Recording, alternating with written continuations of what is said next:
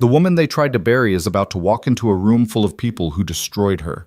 Lena Carter's hands shake as she holds an invitation that shouldn't exist.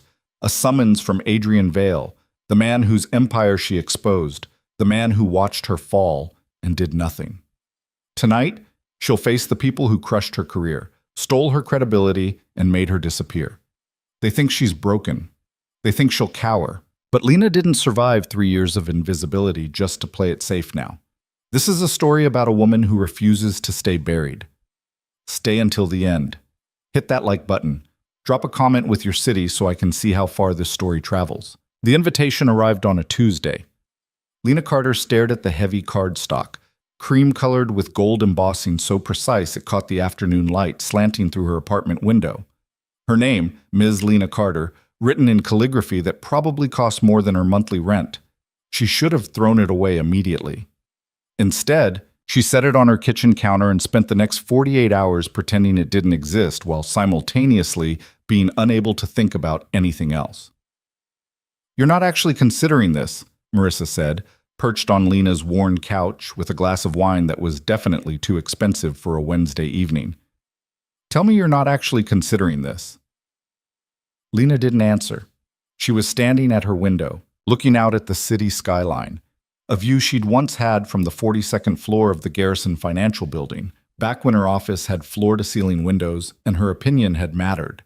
Now she lived in a fourth-floor walk-up in a neighborhood where the bodega downstairs sold lottery tickets and dreams in equal measure. "Lena, I heard you." "Then answer me. You cannot be thinking about going to this thing." Marissa had been her assistant once, back when Lena had assistants. Now Marissa worked in marketing for a tech startup and met Lena for wine every Wednesday because some friendships survived professional disasters and some didn't, and Marissa was one of the ones that did. "It's the Meridian Gala," Lena said quietly. "Do you know how many people would kill for an invitation? Do you know how many people there will want you dead?" Lena turned from the window. "Dramatic." "Accurate." Marissa set down her wine glass hard enough that the coffee table rattled. "Adrian Vale doesn't send invitations out of the goodness of his heart. The man doesn't have a heart. He has a calculator where normal people keep their feelings. I'm aware of what Adrian Vale has. Then you're aware this is a setup, a trap, a very expensive, very public trap designed to what? Humiliate you? Finish what they started 3 years ago? 3 years, 2 months, and 16 days. But who was counting?" Lena picked up the invitation again. The Meridian Gala. Black tie. The Ashford Estate. A charity event that was less about charity and more about showing the city exactly where you stood in the hierarchy of people who mattered. She'd gone once, years ago, back when Jonathan had been her mentor and she'd been the rising star everyone whispered about. The analyst who could spot corruption in a balance sheet the way some people spotted constellations. That was before she'd spotted corruption in the wrong balance sheet, before she'd discovered that Garrison Financial wasn't just managing portfolios. They were laundering money for clients who made their fortunes in ways that didn't appear on tax returns. Before she'd gone to Jonathan with evidence, trusting him to do the right thing. Before she'd learned that Jonathan had known all along. The official story was that Lena had fabricated evidence to cover her own mistakes. That she'd been involved in the scheme and tried to pin it on innocent people when she got caught.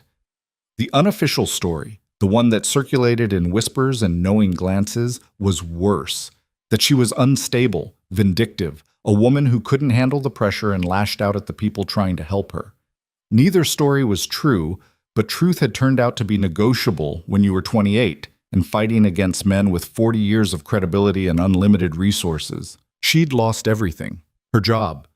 Her reputation, her savings, which had evaporated paying lawyers who ultimately couldn't compete with Garrison's legal team. She'd lost friends, lost opportunities, lost the life she'd spent a decade building. She hadn't lost herself, though. Not entirely. Not yet. "What if it's not a trap?" Lena asked. Marissa laughed, sharp and humorless. "Then it's something worse." "What's worse than a trap?" "I don't know, but Adrian Vale will find it. The man runs half the city's financial infrastructure. He doesn't do anything without 17 contingency plans and a profit margin." Lena knew this. Everyone knew this. Adrian Vale had built his empire on precision and control, on seeing 3 moves ahead while everyone else was still processing move 1. He was 41, never married, rarely photographed, and impossibly wealthy in ways that made other wealthy people look like they were playing Monopoly with fake money. He was also the person whose operation she'd exposed. Not intentionally. She'd been investigating Garrison Financial, tracking money through accounts and offshore holdings, building a case against Jonathan and the senior partners. But the trail had led her somewhere unexpected, to a network of shell companies that filtered money through legitimate businesses, turning dirty cash into clean investments. Those shell companies had belonged to Adrian Vale. She documented everything, every transaction, every connection, every penny that shouldn't have existed. She'd built an airtight case, and she'd taken it to Jonathan, believing he'd help her take it to the authorities. Instead, Jonathan had taken it to Adrian, and Adrian had taken everything from her, or at least that's what she'd believed for 3 years. That Adrian Vale had orchestrated her destruction, had used his influence to bury her evidence and her career simultaneously, had made sure she'd never work in finance again. But now this, an invitation, her name in gold calligraphy, a seat at the table she'd been thrown from. Maybe he wants to apologize, Lena said. Marissa choked on her wine. Adrian Vale doesn't apologize. Adrian Vale doesn't even acknowledge mistakes. He just recalculates and moves forward. Then maybe he wants to gloat. He doesn't need a gala for that. He could gloat from his yacht while drinking champagne that costs more than your car. I don't have a car. My point exactly. Lena traced the embossed letters with her finger. The invitation was real. Heavy. Expensive. It existed in her hand, solid and undeniable, and it represented something she hadn't felt in 3 years. Possibility. Or danger. Possibly both. I'm going, she said. Lena. I'm going. She said it louder this time, like volume could transform uncertainty into decision. I'm tired, Marissa. I'm tired of being invisible. I'm tired of walking into rooms and watching people look through me like I'm furniture. I'm tired of being the cautionary tale people whisper about when they want to scare junior analysts into staying quiet. So you're going to walk into a room full of people who destroyed you and what? Prove you're not afraid? Yes. That's the stupidest thing I've ever heard. Probably. Marissa studied her for a long moment, then sighed and refilled both their wine glasses. You're really doing this. I'm really doing this. Then you're going to need a dress. The thing about falling from grace is that you fall alone, but you land in company. Lena had discovered this in the weeks after the scandal broke, when her phone stopped ringing and her emails went unanswered and the professional network she'd spent years building evaporated like morning fog. She'd felt isolated, uniquely cursed, convinced that no one else could possibly understand what it meant to have your life dismantled by people who smiled while doing it. Then she'd met others. Not many. Not an organized group or support network or anything so official. Just people who'd been chewed up by industries that valued profit over principles, who'd spoken up and been silenced, who'd believed in justice and discovered it was negotiable. They met sometimes, informally, at a bar in Brooklyn that didn't ask questions and didn't water down the drinks. They didn't talk about revenge or lawsuits or burning it all down. Mostly they just talked about surviving, about finding work that didn't require references from people who'd never give them, about rebuilding identities that had been shredded by official statements and unofficial whispers. Lena had found work, eventually. Administrative assistant at a nonprofit that provided legal services to people who couldn't afford them. The pay was terrible, and the office was in a building that smelled like old radiators and new mold. But her boss was kind, and the work mattered, and nobody asked about her past, because everyone there had a past they didn't want to discuss. She was good at the job. Organized, efficient, capable of managing chaos with the same skills she'd once used to manage million-dollar portfolios. But it wasn't the same. It couldn't be the same.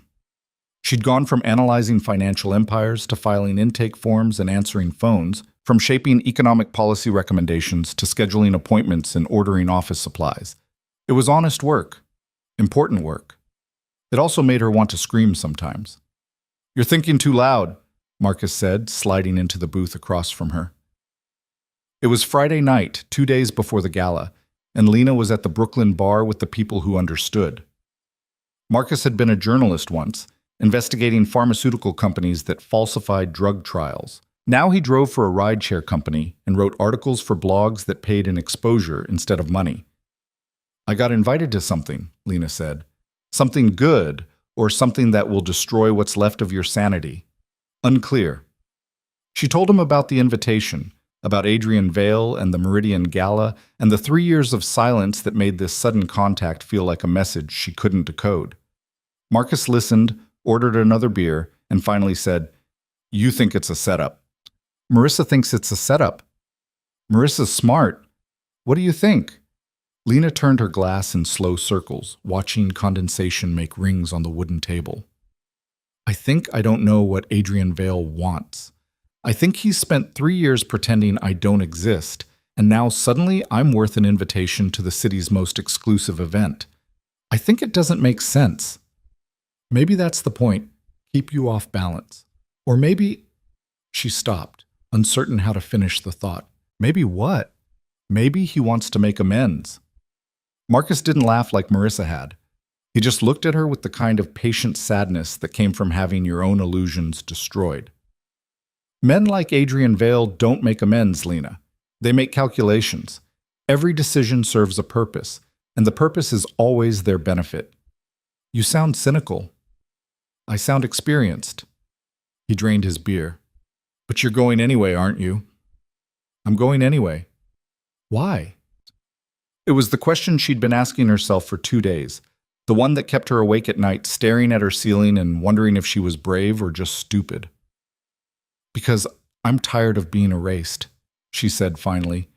"Because for 3 years I've made myself small and quiet and invisible, and I convinced myself it was strategic, that I was protecting myself, but really, I was just disappearing.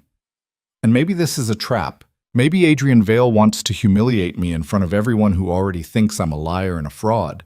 But at least I'll be visible. At least I'll take up space. At least I'll stop acting like I deserve to be invisible." Marcus was quiet for a moment. Then he raised his empty glass in a mock toast. "To being visible." "To being visible," Lena echoed, "even if it killed her." The dress was a problem.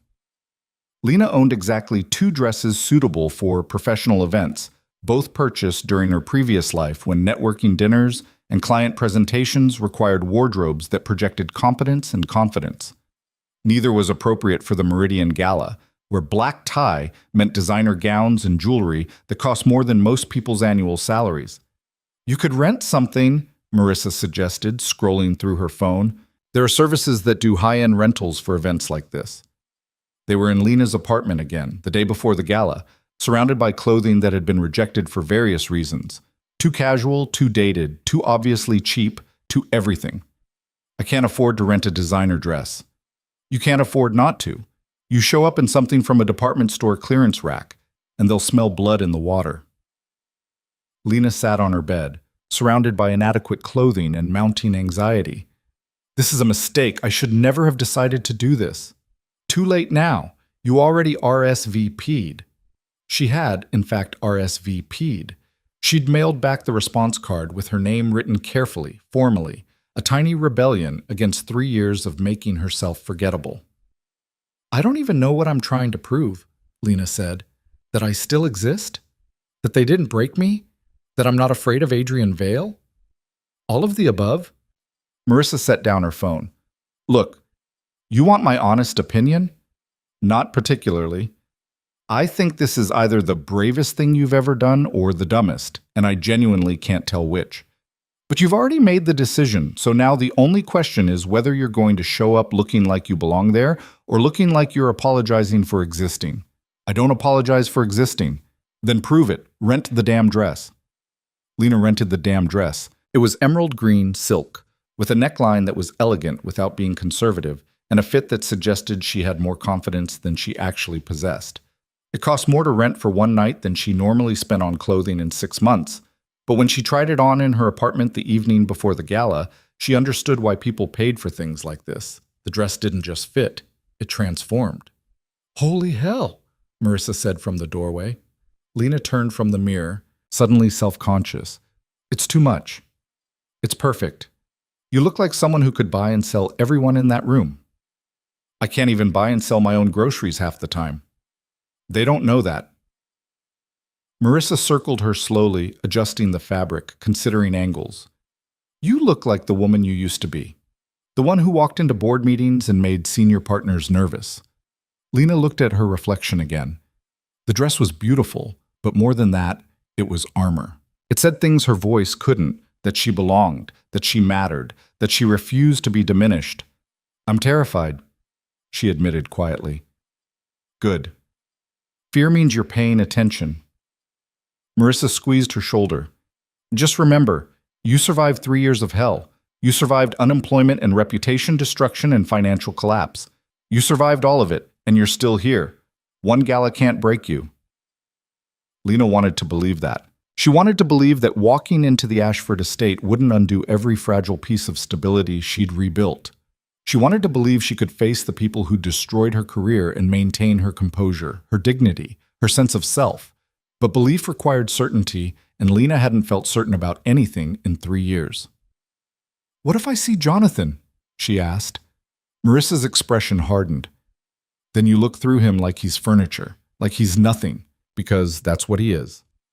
Jonathan Reeves, her mentor, her champion, the man who'd recruited her straight out of graduate school and promised her a career that would change her life. He'd delivered on that promise, just not in the way either of them had expected.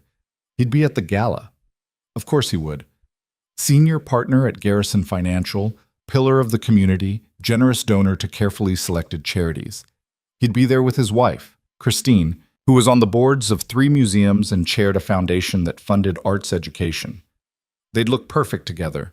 Successful, established, untouchable. And if Lena saw them, she'd have to smile and nod and pretend that Jonathan hadn't looked her in the eye 3 years ago and called her a liar while he absolutely knew, that everything she'd discovered was true. I can do this, Lena said, trying to convince herself. You can do this, Marissa agreed, but neither of them sounded entirely certain. The night of the gala arrived with unseasonable warmth and clear skies, as if even the weather had been orchestrated for maximum effect. Lena spent the day in a state of controlled panic, alternating between productive distraction and paralytic anxiety. She cleaned her apartment. She went for a run.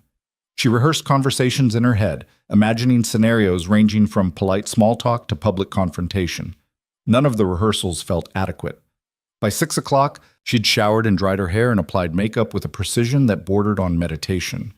Each step was deliberate, careful, a way of imposing order on the chaos of her thoughts. The dress hung on her closet door, emerald green and impossible. She put it on at 6:30, taking her time with the zipper, adjusting the fabric, checking her reflection from multiple angles. The woman in the mirror looked composed, elegant, like someone who attended galas regularly and thought nothing of it. The woman in the mirror was a performance. Lena hoped it was convincing. The car service arrived at 7, another expense she couldn't afford but couldn't avoid. You didn't take the subway to the Ashford estate in a designer gown. You arrived in a black car with tinted windows. You stepped out onto a red carpet. You handed your invitation to attendants who smiled like they were genuinely pleased you'd come. The drive took 40 minutes, carrying her from her neighborhood of bodegas and laundromats into progressively wealthier areas where buildings had doormen and trees had small iron fences, and the streets looked like they'd been pressure washed daily. Lena watched the city transform through the window, feeling like she was traveling not just across town but across dimensions, from the world where she lived to the world she'd once inhabited. The Ashford estate sat on 12 acres of manicured grounds at the edge of the city, a mansion that had belonged to an industrial family in the 1920s and now served as a venue for events that required both space and grandeur. Lena had been here once before, years ago, when she'd still believed that hard work and integrity would be enough. She knew better now. The car joined a line of identical black vehicles, all disgorging passengers who looked like they'd stepped from magazine spreads. Women in gowns that probably had names, men in tuxedos that had definitely been tailored. Everyone moving with the casual confidence that came from belonging, from never having to question whether they deserved to be here. Lena's turn came. The door opened. She stepped out into warm evening air and camera flashes and the low murmur of people who had nothing to prove because their position was assured. She handed her invitation to an attendant who barely glanced at it before nodding her through. And just like that, she was inside. The entrance hall was exactly as she remembered. Marble floors, crystal chandeliers, a staircase that curved upward like something from a movie about people who married into royalty. Staff circulated with champagne on silver trays. Guests clustered in groups, their laughter carefully modulated to project enjoyment without suggesting they were having too much fun. Lena accepted a champagne glass because it gave her something to do with her hands. She recognized faces, some from her previous life, colleagues, clients, people who'd smiled at her in meetings and pretended not to know her when the scandal broke. Others from newspapers and magazines, the kind of people whose names appeared in business sections and society pages. No one approached her. She stood near a column, sipping champagne she didn't taste, wondering what exactly she'd expected to happen. A confrontation? A welcome? Some kind of acknowledgement that she existed? Instead, she got what she'd gotten for 3 years: invisibility. People looked past her, through her. Their eyes slid away as if she were a blank space, unremarkable and unworthy of attention. Lena felt something sharp and familiar twist in her chest. This had been a mistake. Coming here, wearing this dress, thinking that an invitation meant anything other than another opportunity to be reminded of how thoroughly she'd been erased. She should leave. She should set down the champagne glass and walk back through those doors and get in a car and go home and forget she'd ever thought she could reclaim any part of the life that had been taken from her. Lena Carter.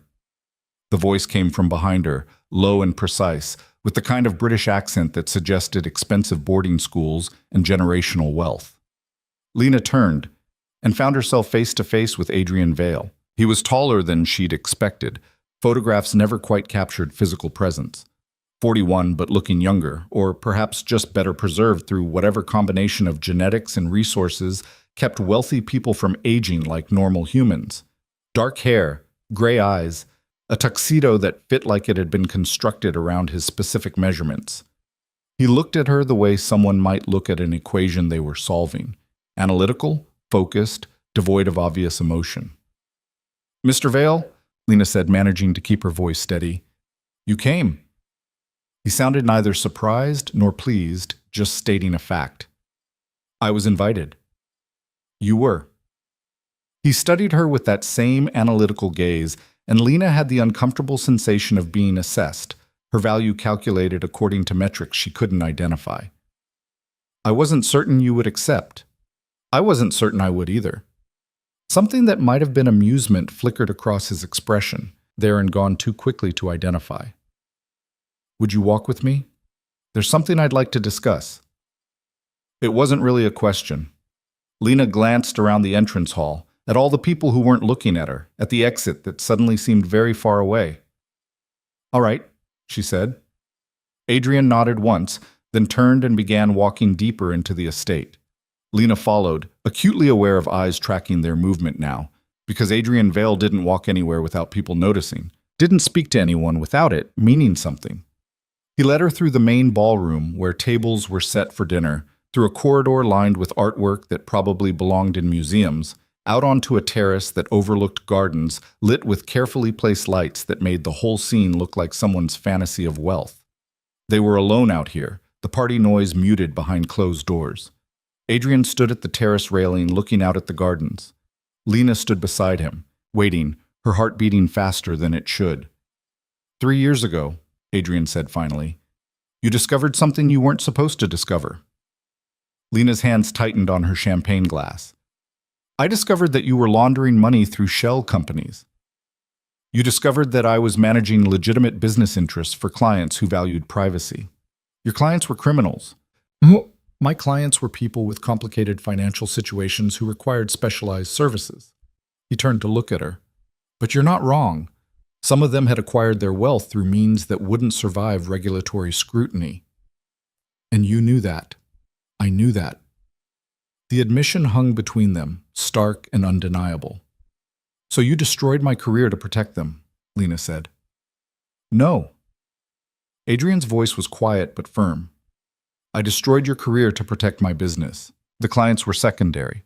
What mattered was maintaining the infrastructure that allows my operations to function. That's not better. I didn't say it was better, I said it was accurate. He turned back to the gardens. You went to Jonathan Reeves with your evidence. You trusted him to do the right thing. Yes. Jonathan came to me. He showed me everything you'd compiled. He suggested we could make this problem disappear if we acted quickly and decisively. Lena had suspected this. Had known it, really, in the way you know things you can't prove. But hearing Adrian confirm it felt like being gutted all over again. So you framed me, she said. I allowed Jonathan to handle it as he saw fit.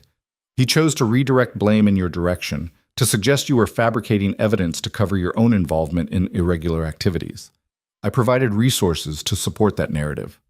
Resources: legal representation, media management, strategic communications.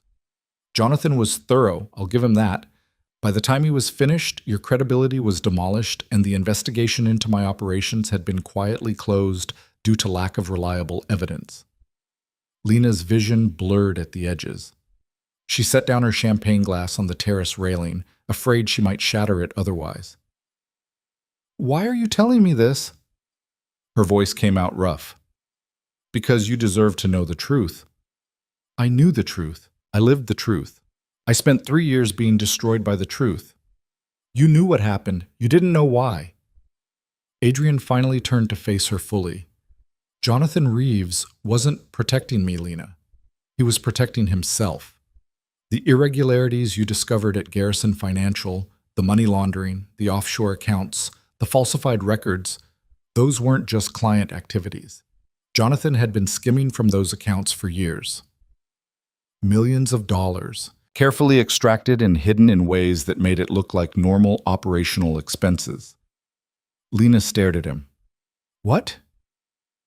When you started investigating, you weren't just threatening my clients. You were threatening to expose Jonathan's theft. He couldn't allow that, so he came to me with a deal. He'd eliminate you as a threat if I'd help him cover his tracks. You're lying. I'm not. Adrian pulled a phone from his pocket, tapped it a few times, then handed it to her. I've had these for 3 years. I kept them as insurance, in case Jonathan ever decided our arrangement was inconvenient. Lena looked at the screen. Bank records, transaction histories, account statements showing systematic theft spanning nearly a decade, money moved through elaborate networks designed to obscure its destination. All of it traceable back to Jonathan Reeves. I don't understand, Lena said slowly. If you've had this information for 3 years, why didn't you use it? Because Jonathan was useful. He managed Garrison Financial competently. He facilitated client relationships I valued, and he understood the importance of discretion. Destroying him would have created complications I didn't need. So you just let him destroy me instead? Yes. The answer was so blunt, so devoid of guilt, that Lena almost laughed. And now? She asked. Why tell me now? Why invite me here, show me this, confirm everything I suspected but couldn't prove? Adrian took back his phone, returned it to his pocket. Because Jonathan Reeves is no longer useful. He's become careless, greedy, increasingly convinced that he's untouchable. Last month he attempted to leverage his knowledge of my operations to demand a larger share of certain transactions. It was poorly conceived and poorly executed. So this is revenge. You're going to use me to destroy him the way he destroyed me. No. Adrian's gray eyes were steady on hers. I'm going to destroy him because he's become a liability. You can choose whether to be part of that process or not. But either way, I wanted you to know the truth. You were collateral damage in a conflict that had nothing to do with you. You deserved better than what you received. Lena's laugh came out harsh. That's not an apology. I don't apologize. Apologies imply regret, and I don't regret business decisions. But I can acknowledge when someone has been treated unjustly, and I can take steps to correct that injustice if it serves my interest to do so. How generous of you. It's not generosity, it's pragmatism. He turned back to the gardens. Tomorrow, the Financial Crimes Division will receive an anonymous tip about irregularities at Garrison Financial. They'll investigate. They'll find evidence of Jonathan's theft. His career will be over, his reputation destroyed, his freedom likely forfeited. And you'll be untouchable, as always. My operations are structured to withstand scrutiny. Jonathan's are not. That's the difference between building an empire and building a house of cards. Lena's mind was racing, trying to process everything he'd told her, trying to separate truth from manipulation, from calculated revelation. "Why invite me here?" she asked again. "Why not just send me the information anonymously?" For the first time, Adrian's expression shifted into something that might have been respect. "Because you spent 3 years being invisible," he said. "Because you lost your career and your reputation and your life, and you survived it without breaking. Because when I invited you here tonight, every person who destroyed you expected you to either refuse or show up broken and humiliated. I thought you deserved the chance to prove them wrong." Lena looked past him, through the glass doors into the ballroom where dinner would be served soon, where hundreds of people who'd written her off would see her standing beside Adrian Vale. "This is a performance," she said slowly. "You're using me to send a message. I'm providing you an opportunity. What you do with it is your choice. And if I walk away right now, if I leave and never speak to you again, then you leave. No consequences, no retaliation. You keep the information I've given you, do with it what you will. But you'll have walked away from the first opportunity in 3 years to be seen again by the people who made you invisible." He was right, and Lena hated that he was right. She hated that he'd orchestrated this entire evening, hated that he'd calculated her response, hated that he'd destroyed her career and was now offering her scraps of vindication like they were supposed to make everything balanced. But she hated being invisible more. "What happens now?" she asked. Adrian checked his watch. Expensive, understated, probably worth more than everything Lena owned. "Now we go to dinner. We sit at the head table. We have conversations with influential people who will be very curious about who you are and why you're here. You demonstrate that you're intelligent, capable, and completely unbothered by 3 years of attempted erasure. Just like that. Just like that." He offered his arm, formal and old-fashioned. "Unless you'd prefer to leave."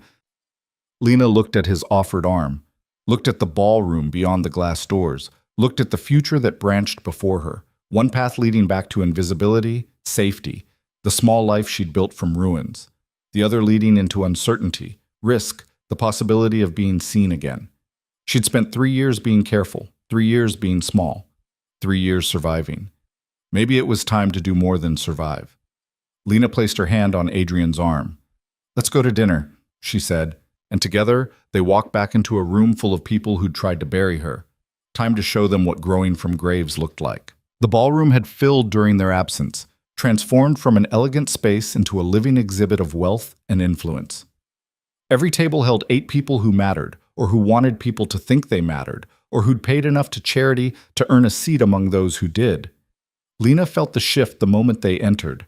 Conversations didn't stop exactly. That would have been too obvious, too vulgar. But they stuttered. Voices dropped. Eyes tracked their movement across the room with the predatory attention of people who understood that information was currency, and something interesting was happening. Adrian Vale had arrived with a woman no one recognized. More accurately, Adrian Vale had arrived with a woman everyone had forgotten existed. "Breathe," Adrian said quietly, his voice pitched for her alone. "I am breathing." "You're holding your breath. It makes you look nervous." "I am nervous." "Then fake it better." His bluntness was almost funny. Almost. Lena forced herself to inhale properly, to straighten her shoulders, to move through the room like she belonged here instead of like she was waiting for someone to call security. The head table sat on a raised platform, a positioning that was supposedly about acoustics and sightlines, but was really about hierarchy. Adrian guided her toward it with the casual confidence of someone who'd never questioned his right to occupy premium space. They were the last to arrive. 7 people were already seated, drinks in hand, mid-conversation. They looked up as Adrian and Lena approached. Lena recognized most of them. Victoria Chen, CEO of a tech conglomerate that had absorbed half its competitors in the last decade. Marcus Ashford, whose family owned the estate and whose foundation funded everything from children's hospitals to political campaigns. Senator Patricia Gorman, who sat on 3 committees that regulated the financial industry. Others whose names Lena couldn't immediately recall, but whose faces appeared regularly in publications that tracked power. And Jonathan Reeves. He sat 2 seats from the head of the table, champagne glass halfway to his lips, his expression frozen in something that might have been shock or might have been horror.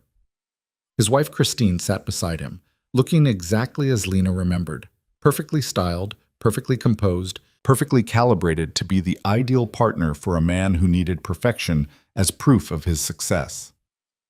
"Adrian," Victoria Chen said, rising smoothly, "we were beginning to think you'd abandoned us for more interesting company. I had something to attend to."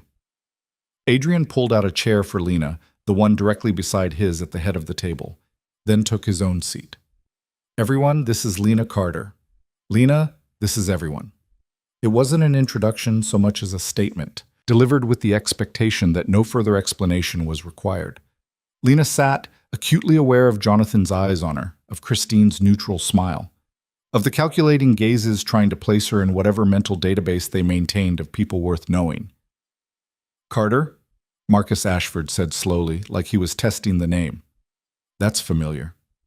"Lena used to work in finance," Adrian said before she could respond. "We've known each other for several years."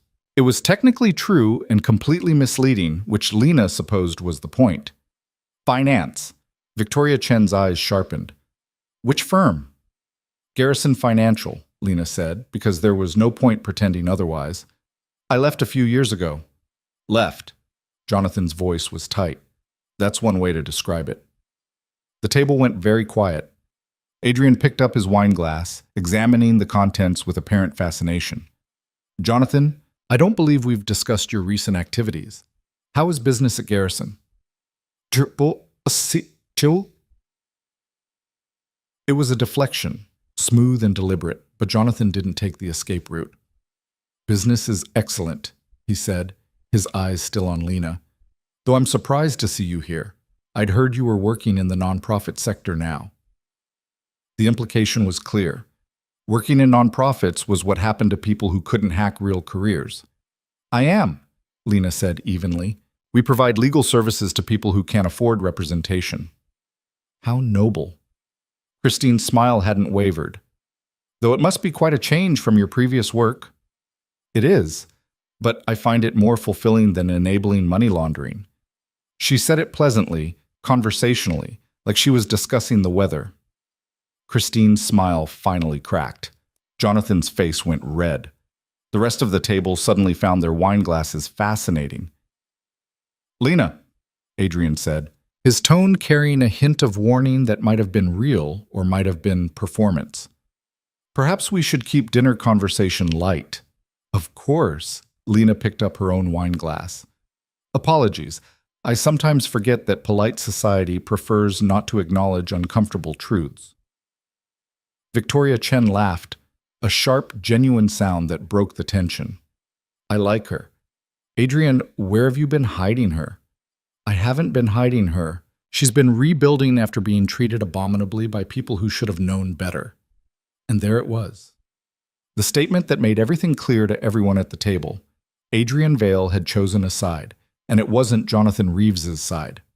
Senator Gorman leaned forward, interested now. "What happened?" "Nothing worth discussing," Jonathan said quickly. "I disagree." Adrian set down his wine glass. 3 years ago, Lena discovered evidence of systematic fraud at Garrison Financial. Instead of being commended for her integrity, she was blamed for the fraud, fired, and essentially blacklisted from the industry. Her evidence was buried, her reputation destroyed, and the actual criminals faced no consequences. "That's not," Jonathan started. "It's precisely what happened." Adrian's voice was quiet, but absolute. "And I know because I was peripherally involved. Not directly, but involved enough to understand what was done to her and why." Lena stared at him. This wasn't what they had discussed on the terrace. This was something else entirely. A public declaration that turned her from invisible to vindicated in 30 seconds. Marcus Ashford was frowning. If there was evidence of fraud, why wasn't it prosecuted? Because the people responsible had resources and connections sufficient to make inconvenient evidence disappear. Adrian's gaze moved to Jonathan. "Isn't that right?" Jonathan looked like he was trying to swallow glass. "I think you're misremembering events." "I have an exceptional memory. I also have documentation, if anyone's interested. The threat hung there, polite and devastating. Christine touched Jonathan's arm, a gesture that looked supportive but might have been restraining. I'm sure this is all a misunderstanding. Jonathan has always been scrupulous about ethical standards. Of course he has, Victoria Chen said, but her tone suggested she believed nothing of the sort. She turned to Lena. What are you doing now, besides the nonprofit work? It was a redirect, possibly kind or possibly just pragmatic. Powerful people didn't enjoy watching other powerful people get gutted in public unless there was strategic value. Just the nonprofit work, Lena said, and trying to remember what it feels like to be visible. You're quite visible now. Victoria's smile was knowing. Adrian doesn't bring guests to these events. Ever. So your presence here is already making a statement. What statement would that be? That you matter. That someone with influence thinks you matter. In this room, that's everything. Lena wanted to argue, to insist that mattering shouldn't depend on proximity to influential people, that her value existed independent of Adrian Vale's endorsement. But Victoria wasn't wrong. This was how power worked, not through merit or justice or fairness, but through association and perception and carefully orchestrated moments that shifted how people were seen. Dinner was served, courses that were art projects disguised as food, each plate arranged with the kind of precision that made eating feel destructive. Conversation flowed around Lena, through her, occasionally to her as people asked careful questions designed to assess her value. She answered honestly when honesty seemed strategic, vaguely when vagueness served better, and watched Jonathan deteriorate across the table. He was sweating despite the air conditioning, drinking too much wine, responding to questions with increasing irritation. Christine maintained her composure, but Lena noticed her grip tightening on her fork, the small muscle twitching in her jaw. They knew. Somehow they knew that something had shifted, that the evening wasn't going according to whatever plan they'd had, that Adrian's attention to Lena meant something dangerous for them. Between the main course and dessert, Adrian leaned close to Lena. You're doing well. I haven't done anything. You've been yourself, that's enough. Is it? Or is this all just theater designed to make Jonathan nervous before you destroy him? Can it be both? Lena turned to look at him directly. His expression was neutral, unreadable, the face of someone who'd learned early that showing emotion was showing weakness. I don't know what you want from me, she said quietly. Nothing. People like you don't do things for nothing. People like me do things for strategic advantage. Having you here provides strategic advantage, but that doesn't mean I want something from you specifically. He paused. Though if I did, I'd be direct about it. How reassuring. It should be. Dishonesty is inefficient. Before Lena could respond, Victoria Chen stood and tapped her wine glass for attention. The room quieted. Thank you all for being here tonight, Victoria said, her voice carrying easily across the ballroom. As most of you know, we're gathered to support the Meridian Foundation's work in financial literacy and economic opportunity. But before we get to the formal program, I thought we might hear from someone whose story embodies exactly why this work matters. She looked directly at Lena. Lena Carter used to work in finance. She discovered fraud, reported it, and was destroyed for doing the right thing. She lost her career, her reputation, her livelihood, not because she was wrong, but because she threatened people who had the power to protect themselves at her expense. And yet she survived. She rebuilt. She found work that matters and created a life that doesn't depend on the approval of people who failed her. Victoria's smile was sharp. I think we could all learn something from that kind of resilience. Applause rippled through the room, uncertain at first, then building. Lena sat frozen, her heart hammering. This wasn't what she'd expected. This wasn't... Stand up, Adrian murmured. Accept it. She stood on legs that felt unsteady, smiled at a room full of strangers and enemies, and people who suddenly looked at her like she was worth seeing. The applause continued for what felt like hours, but was probably 30 seconds. When Lena sat back down, her hands were shaking. That was a setup, she said to Adrian. Victoria and I discussed it earlier. I thought you deserved recognition. You thought you could use me to embarrass Jonathan. Also true. He sipped his wine. Do you object? Lena didn't know. She should object. She should be furious at being manipulated, at being turned into a prop in whatever game Adrian was playing. But she'd been invisible for 3 years, and for 30 seconds she'd been seen. The rest of dinner passed in a blur. Speeches happened, important people saying important things about financial literacy and opportunity and giving back. Donations were pledged, totals announced, applause distributed appropriately. Through it all, Jonathan sat rigid and silent, while Christine maintained her smile and Lena tried to process what had happened. When dinner finally ended, people began moving toward the ballroom's adjoining rooms where drinks and networking awaited. Lena stood, uncertain whether she was expected to stay or if her role in the evening's performance was complete. "Walk with me," Adrian said. It still wasn't a question. They moved through the crowd, which parted for Adrian the way water parts for ships. People nodded, smiled, attempted to catch his attention. He acknowledged them minimally, his focus on navigation. He led her to a smaller room off the main ballroom, a library with floor-to-ceiling books and leather furniture, and the kind of quiet that money bought. They were alone. "You're angry," Adrian observed. "I'm a lot of things, but primarily angry." Lena turned to face him. "You used me. You orchestrated this entire evening to destroy Jonathan, and you used me as your weapon. I orchestrated this evening to restore your reputation and eliminate a business liability. That I accomplished both simultaneously is efficiency, not manipulation." "You didn't restore my reputation. Victoria Chen made a speech." "That's not the same thing." "No." Adrian moved to the window, looking out at gardens lit like a fairy tale. "But it's the beginning. By tomorrow morning, everyone who matters will know that Adrian Vale brought Lena Carter to the Meridian Gala. They'll know Victoria Chen praised her publicly. They'll know I seated her at the head table and treated her as an equal. So perception creates reality in our world. If I treat you as someone important, others will follow. Opportunities will appear. Doors will open. Your phone will start ringing again. Because you decided it should. Yes." His honesty was infuriating. "I don't want opportunities that come because you decided I should have them," Lena said.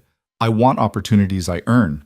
Then earn them. Use what tonight gave you as a foundation and build something real. Or don't. Disappear back into nonprofit work and safety and the knowledge that you were right, but it didn't matter." He turned from the window.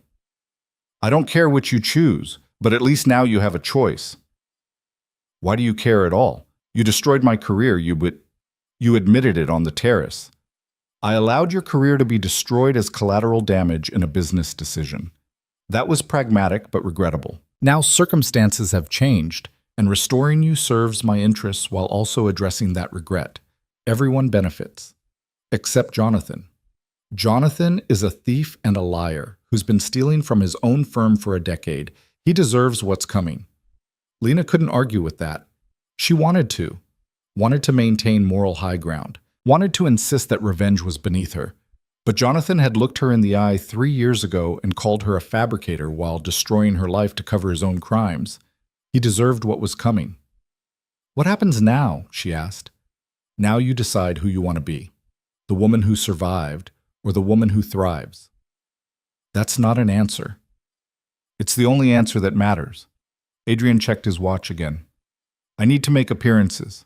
You're welcome to stay, network. Remind people you exist. Or you can leave. The car that brought you will take you home whenever you're ready." Boom. He moved toward the door, then paused.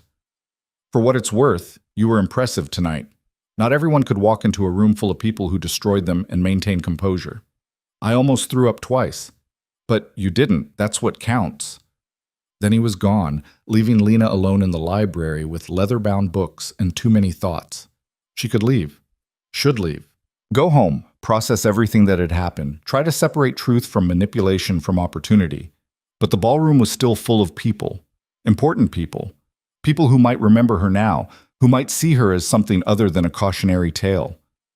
Lena looked down at her emerald dress, at the armor she'd rented for one night. She'd come here to prove she wasn't afraid. Time to finish what she started. The ballroom had transformed again during dinner. Furniture rearranged to create spaces for conversation instead of eating. Clusters of people stood with drinks, their body language telegraphing hierarchy and alliance, and who was courting whose favor. Lena grabbed a fresh champagne glass from a passing server and moved into the crowd. The first person to approach her was Marcus Ashford. "That was quite an entrance earlier," he said, his smile genuine. "Victoria doesn't hand out praise lightly. I'm still not sure I deserved it." She wouldn't have said it if you didn't." He studied her with open curiosity. "What are you planning to do next?" "I'm sorry?" "With your career, you clearly don't belong in nonprofits. No offense to nonprofit work, but you've got sharp edges that need harder problems." Lena hadn't expected directness. "I don't know yet." "Fair enough, but when you figure it out, call my office. I'm always looking for people who understand that doing the right thing sometimes costs everything." He handed her a card, heavy stock, embossed lettering. "Especially people who do it anyway."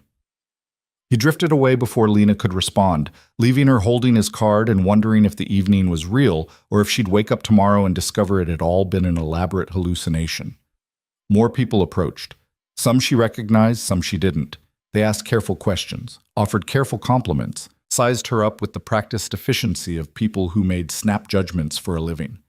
A few were clearly just curious. Who was this woman Adrian Vale had elevated? Others seemed genuinely interested in her perspective, her experience, her analysis of whatever financial topic they wanted to discuss. Lena found herself falling into old patterns, answering questions with precision, offering insights drawn from years of analyzing markets and institutions, demonstrating that 3 years away hadn't dulled her understanding. It felt good. Dangerous, intoxicating, like remembering you could run after years of walking. "Lena." She turned to find Christine Reeves standing behind her, alone for once, her perfect composure showing hairline cracks. "Christine." "I wanted to apologize." Lena blinked. "For what?" "For not speaking up 3 years ago. I knew Jonathan was lying. I knew you were telling the truth. But I stayed silent because—" Christine's voice wavered slightly. "Because I chose my marriage over my integrity, and I've regretted it every day since." "Then why stay silent now?" "Because I'm a coward." She said it flatly, without self-pity. "Because Jonathan controls our finances, our social standing, everything I've built my identity around. Because leaving him would mean losing the life I've spent 20 years creating." Lena wanted to feel satisfaction, Christine Reeves admitting weakness, admitting complicity, but she just felt tired. "What do you want from me?" Lena asked. "Nothing, just when everything comes out, and it will come out, I want you to know that I knew you were telling the truth. That matters, even if I'm not brave enough to say it publicly." Christine walked away before Lena could respond, disappearing into the crowd like a ghost. The evening continued.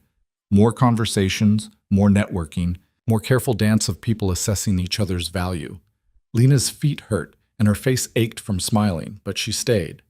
Around 11, she found herself on the terrace again, needing air and space in a moment without performing. The gardens were still lit, still beautiful, still fake in that way expensive things often were. "You're still here." Adrian had materialized beside her, somehow moving silently despite marble floors. "I'm still here," Lena agreed. "Did you network?" "I talk to people. I don't know if that counts as networking. If they remember you tomorrow, it counts." He joined her at the railing. Jonathan left an hour ago. He looked ill. "Good." Christine stayed. She's been making apologies to various people, very carefully, not explaining what she's apologizing for. She apologized to me. Did she? It wasn't a question. "What did you say?" "Nothing. She didn't want absolution. She wanted to confess." They stood in silence for a moment, the party noise muted behind them. "Thank you," Lena said finally. "For what?" "For tonight, for the invitation, for—" She gestured vaguely. "Whatever this was. It was strategy. It was also kindness, even if you won't call it that." Adrian's expression didn't change. "Kindness implies altruism. This served my purposes."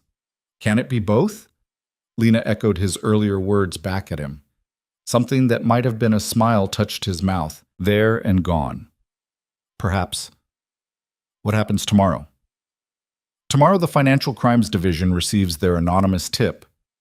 Jonathan's life begins unraveling. Your phone starts ringing with opportunities from people who suddenly remember you exist. And you?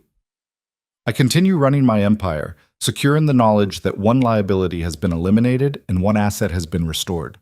I'm an asset now? You've always been an asset. You just weren't being utilized properly. Lena should have been offended. Instead, she found herself almost laughing. You're terrible at compliments. I don't give compliments. I make accurate assessments. That's the same thing. It's not remotely the same thing. They fell quiet again, and Lena realized with surprise that the silence was comfortable. Not easy exactly, but not hostile. Just two people standing in expensive darkness, watching lights reflect off gardens. I should go, Lena said eventually. You should, but neither of them moved. Will I see you again? The question was out before Lena could stop it. Adrian turned to look at her, his gray eyes unreadable in the low light. Do you want to? I don't know. You're manipulative and cold and you ruined my life. Accurate. But you also gave me tonight. You gave me visibility and vindication and the chance to remember who I used to be. Also accurate. So I don't know if I want to see you again, but I think I might. Then you will. He pulled another card from his pocket. Apparently he carried an endless supply. My direct number. Call if you want to discuss opportunities. Or don't. The choice is yours. Lena took the card. Heavy stock, minimalist design, just his name and a phone number. What kind of opportunities? The kind that utilize your skills properly. The kind that pay what you're worth. The kind that require intelligence and integrity and the ability to see patterns other people miss. Working for you.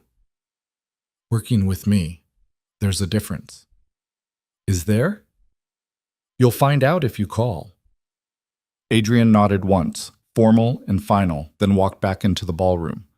Lena stayed on the terrace for another 10 minutes, holding his card and trying to organize her thoughts into something coherent. She'd come here expecting humiliation, expecting to be reminded of her place, her failure, her irrelevance. Instead, she'd been seen, praised, offered opportunities she hadn't dared imagine, all orchestrated by a man who'd admitted to destroying her career and felt no guilt about it. She should throw away his card, should go home, go back to work on Monday, forget this night had ever happened. But the card was heavy in her hand, and the ballroom was full of people who now remembered she existed, and her reflection in the terrace glass showed a woman who looked like she belonged in emerald silk and expensive spaces. Lena slipped Adrian's card into her purse. Then she went to find the car that would take her home. The drive back across the city felt different than the drive there. Same route, same neighborhoods transitioning from wealthy to working class, same streets she'd traveled hours earlier. But she was different, or maybe just remembered. Her phone buzzed as the car merged onto the parkway. A text from Marissa. You're trending on social media. What the hell happened?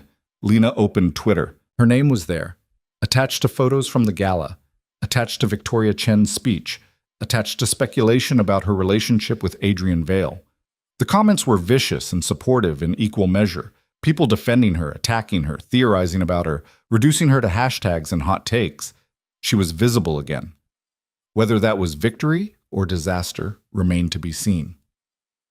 The car dropped her at her building just after midnight. Lena took the stairs to her fourth-floor walk-up, her feet screaming in shoes that had never been designed for comfort. Her apartment looked exactly as she'd left it. Small, shabby, comfortable in its shabbiness.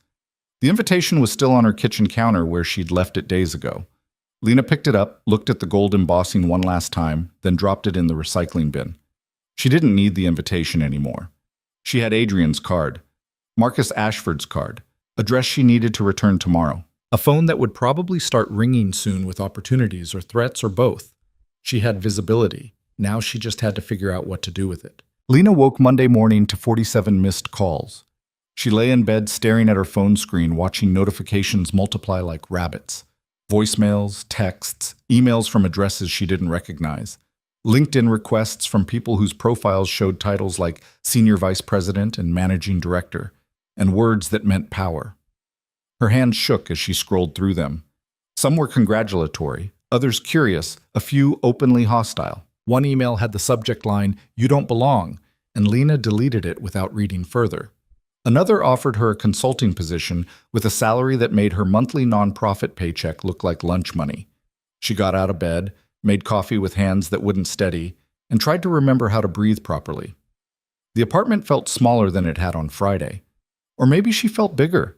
Or maybe nothing had changed except her awareness of how much space she wasn't taking up. Her phone rang. Marcus Ashford's name appeared on the screen. Lena stared at it for 3 rings before answering. "Hello? I hope I'm not calling too early." His voice was cheerful, energetic, completely unbothered by the fact that it was 7:30 in the morning. "I wanted to catch you before your day got away from you." "My day hasn't started yet." "Perfect. Then you have time for breakfast. There's a place in Midtown, quiet, good coffee. Can you meet me at 9? Lena looked around her apartment, looked at her coffee mug with the chipped handle, looked at the stack of intake forms she'd brought home from work on Friday that needed processing. "I have work," she said. "Call in sick. I can't just—" "Lena, I'm offering you an opportunity to discuss your future with someone who can actually affect it. Your nonprofit will survive without you for 1 day." He wasn't wrong, but the presumption irritated her. "What kind of opportunity?" she asked. "The kind we should discuss in person. 9 o'clock. I'll text you the address." He hung up before she could argue. Lena called her boss at 8, feeling guilty and exhilarated in equal measure. Sandra answered on the second ring, sounding harried and tired because she always sounded harried and tired. "I can't come in today, Lena said. "I'm sorry. Something came up." "Are you okay?" "I'm fine. I just need to handle some personal things." There was a pause. Then Sandra said, "I saw the pictures from that gala. You looked beautiful." "You saw those?" "Everyone saw those. You're all over social media." Another pause. "Lena, if you need time to sort things out, take it. But be careful, okay? People like that. They don't help people like us unless there's something in it for them." "I know. I hope you do." Lena spent the next hour getting ready with a care that bordered on obsessive. Shower, hair, makeup applied with precision learned from years of client meetings. She chose a dress she'd kept from her previous life. Simple, navy blue, expensive enough to signal she understood professional standards without looking like she was trying too hard. The woman in the mirror looked competent, polished, like someone who belonged in rooms where decisions got made. Lena hoped it wasn't just costume. The restaurant Marcus had chosen occupied the ground floor of a building that probably cost more per square foot than most people earned in a year. Inside, it was all exposed brick and Edison bulbs and the kind of studied casualness that required significant wealth to pull off. Marcus was already there, sitting at a corner table with a newspaper and coffee. He stood when he saw her, smiled like they were old friends instead of near strangers. "You came. You didn't give me much choice. I gave you several choices. You chose the interesting one." He gestured to the seat across from him. "Coffee?" "Please." A server appeared immediately, poured coffee from a French press into a cup that was warm to the touch. Real cream in a small pitcher, sugar cubes with tiny silver tongs. Lena added cream and tried not to calculate what this breakfast would cost. "So," Marcus said, setting aside his newspaper, "let's talk about what you want." "I don't know what I want." "Sure you do. You just haven't admitted it yet." He leaned back, studying her. 3 years ago, you were on track to become one of the youngest managing directors in Garrison's history. You were smart, driven, talented at seeing patterns other people missed. Then you discovered something you weren't supposed to discover and got destroyed for it. I'm aware of my own history. But are you aware of what it cost you? Not just the job and the reputation, but the trajectory. You were building towards something significant, and it got cut off. So now you're working at a nonprofit making poverty wages and telling yourself it's fine because the work matters. The work does matter. I'm not saying it doesn't. I'm saying you matter too, and you're wasting yourself on work that any competent administrator could do. He sipped his coffee. You could be shaping policy, exposing corruption, building systems that actually function. Instead, you're filing paperwork and answering phones. It stung because it was true. What are you offering? Lena asked. I run a foundation that investigates financial crimes and supports regulatory reform. We fund journalism, legal advocacy, research. We go after the people who think wealth makes them untouchable. His smile was sharp. I could use someone who understands how those people operate, someone who's been inside their world and isn't afraid of them anymore. I'm still afraid of them. But you showed up to the gala anyway. That's what matters. Lena turned her coffee cup in slow circles. What would the job be? Director of Investigations. You'd lead a team analyzing financial institutions, tracking patterns of fraud and abuse, building cases for regulatory action or criminal prosecution. You'd work with journalists, lawyers, former regulators. You'd have resources and authority and the backing to actually make a difference. And the salary? He named a number that made Lena's coffee cup freeze halfway to her mouth. That's not real. It's market rate for someone with your skills and experience. I haven't worked in finance for 3 years. You've been surviving on nothing while people who destroyed you got rich. That's harder than working in finance. Marcus leaned forward. Look, I'm not offering this because I'm nice. I'm offering it because you're qualified, and I need someone who can't be bought or intimidated. Someone who's already lost everything and rebuilt anyway. That's a hell of a job requirement. It's an honest one. A server appeared to take their order. Lena asked for eggs she wouldn't taste and toast she wouldn't eat. Marcus ordered the same, then waited until they were alone again. Think about it, he said. You don't have to decide today. But don't wait too long. People's attention spans are short, and right now you're interesting. In a month you might not be. Is that a threat? It's reality. Adrian Vale gave you visibility, but visibility fades unless you do something with it. The mention of Adrian's name brought everything back. The terrace conversation, the public vindication, the business card currently sitting in her purse. Have you talked to Adrian about this? Lena asked. No, why? He offered me something too, sort of. Marcus's eyebrows rose. Adrian Vale doesn't make offers. He makes calculations and then presents conclusions. He gave me his card, said to call if I wanted to discuss opportunities. Did he specify what kind of opportunities? Working with him, using my skills properly, he said. Marcus laughed, sharp and surprised. That's either the best thing that could happen to you or the worst. Possibly both. That's helpful. It's accurate. Adrian is brilliant and ruthless and completely amoral when it comes to business. Working with him would give you access to information and influence most people spend their whole careers chasing. It would also compromise every principle you have. You don't know what my principles are. Sure I do. You reported fraud when reporting it cost you everything. That tells me everything I need to know about your principles. Breakfast arrived. Lena pushed eggs around her plate while Marcus ate with the unselfconscious efficiency of someone who didn't overthink food. Can I ask you something? Lena said. You just did, but go ahead. Why does everyone suddenly care? For 3 years, I was invisible, irrelevant. Now Adrian acknowledges I exist, and suddenly people are offering me jobs and wanting meetings. Nothing about me changed, just other people's perception. Marcus set down his fork. Welcome to how the world actually works. Value is perception. Always has been. You were always talented, always capable, but perception said you were damaged goods. Now perception says you're someone Adrian Vale vouches for, and that changes everything. That's disgusting. It's efficient, unfair, arbitrary, and frequently unjust, but efficient. He smiled without humor.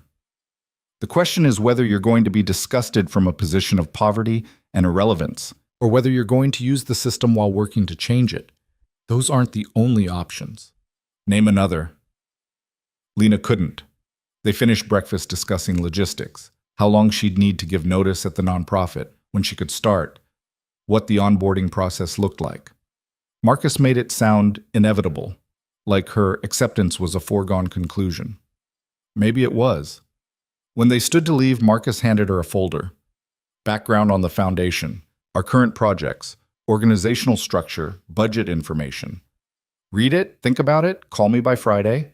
And if I say no, then I find someone else and you go back to filing intake forms. But I don't think you will. He was right. He was probably right. Lena hated that he was probably right. She took the subway home, clutching the folder against her chest, trying to process everything that had happened in 72 hours. Saturday night, she'd been invisible. Monday morning, she had job offers and opportunities and decisions that felt too big for her small apartment. Her phone buzzed. A text from an unknown number. "This is Adrian. Call me when you have time to talk." Lena stared at the message for 3 stops, then dialed before she could overthink it. He answered immediately. "You had breakfast with Marcus Ashford." "How did you—" She stopped. "Of course you know. You probably know what I ordered. Eggs and toast, barely touched. You were too anxious to eat." "Are you having me followed?" "Don't be dramatic. Marcus texted me. He wanted to make sure offering you a position wouldn't create conflict." "Would it?" "That depends on what you decide." There was a pause, the sound of papers shuffling. "Have you thought about my offer?" "You didn't make an offer. You gave me a business card." "The card was the offer. I don't give those out casually." "What exactly would working with you involve?" "Come to my office. We'll discuss it properly." "When?" "Now, if you're available. I have a meeting at 2, but the morning is clear." Lena looked around the subway car, looked at the folder from Marcus, looked at her reflection in the window, still wearing the navy dress and competent expression. "Where's your office?"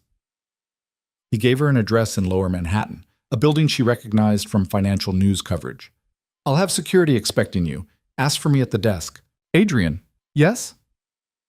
She wanted to ask a dozen questions, wanted to know what he really wanted, why he was doing this, whether she could trust anything he said.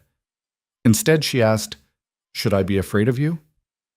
There was a long silence. Then, "Probably, but I don't think that will stop you." He hung up. Lena got off at the next stop and caught a train heading downtown.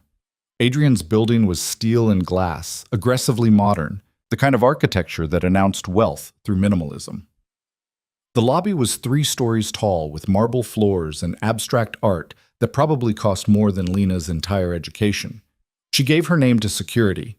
They made a call, nodded, directed her to a private elevator that required a key card to operate.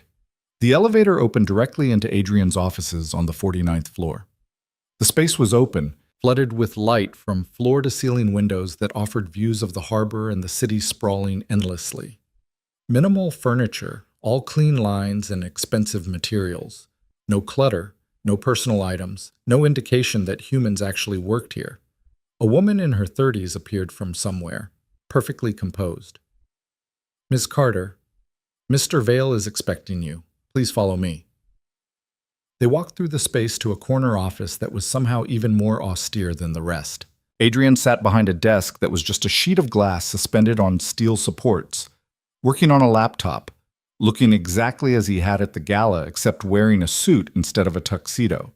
He glanced up when Lena entered, nodded to the assistant who disappeared silently. "Sit." Lena sat in a chair that was more sculpture than furniture. Adrian closed his laptop, gave her his complete attention. "Marcus offered you a job." "He did." "Are you going to take it?" "I don't know yet. That's why I'm here." "To compare offers?" "To understand what you want from me." Adrian stood, moved to the windows, looked out at the city like he owned it. Maybe he did, in ways that mattered. "I run multiple operations," he said. "Some are public, some aren't. All of them require people who can analyze complex financial systems, identify vulnerabilities, predict behavior. You have those skills. So do lots of people. Lots of people have technical skills. Very few have technical skills combined with integrity that can't be purchased." He turned to look at her. "You exposed fraud knowing it would cost you everything. That makes you either stupid or incorruptible. I'm betting on incorruptible." "Why do you need someone incorruptible?" "Your business model depends on operating in gray areas. My business model depends on trust. Clients trust me to protect their interests without exposing them to unnecessary risk. That requires absolute discretion and absolute accuracy. People who can be bought make mistakes because their loyalties shift. You won't." "You don't know that." "Yes, I do. If money could buy you, you would have stayed quiet 3 years ago. Jonathan offered you a settlement, a substantial one. You refused." Lena had forgotten about that. The lawyer who'd appeared in her apartment offering 6 figures if she'd sign an NDA and disappear quietly. She'd thrown him out. That was different. It was exactly the same. You chose principles over pragmatism. Adrian returned to his desk. I need someone who'll do the same for me. Someone who'll tell me the truth even when the truth is inconvenient, who'll identify problems before they become catastrophes, who won't rationalize mistakes because fixing them is uncomfortable. And you think I'll do that for you, even though you destroyed my career? I think you'll do it because you can't help yourself. You see patterns. You identify problems. You need to fix things even when fixing them cost you. He leaned back in his chair. That's not a compliment. It's a liability in most contexts. But in this context, it's exactly what I need. Lena wanted to argue, wanted to tell him he was wrong about her, that she'd learned to keep her head down. The 3 years of survival had taught her when to stay quiet. But he wasn't wrong. What would the job actually involve, she asked.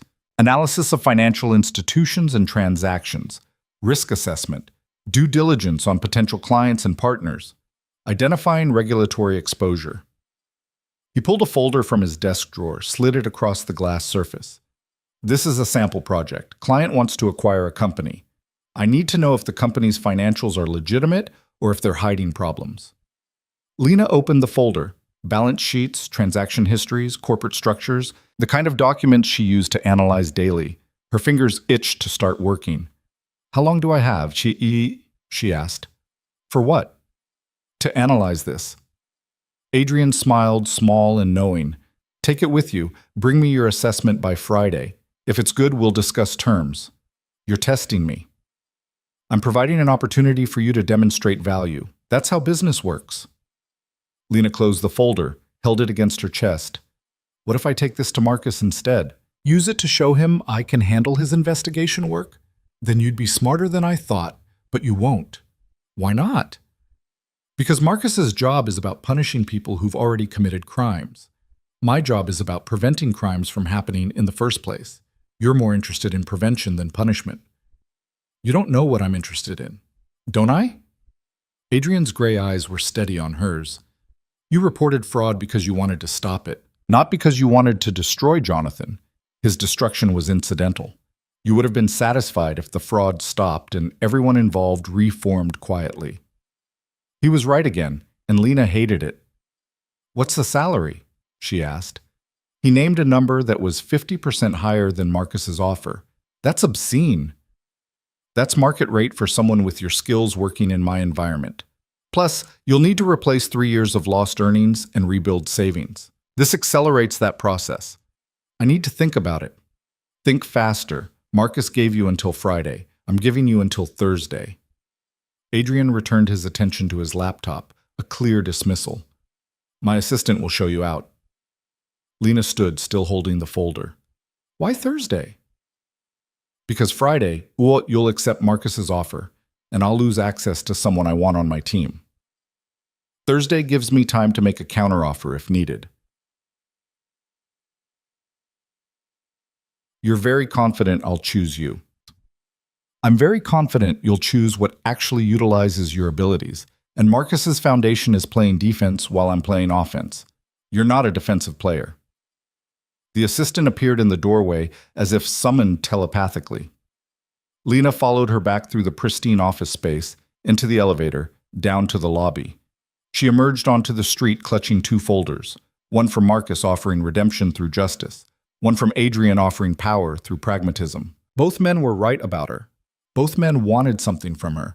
Both offers would change her life in ways she couldn't predict.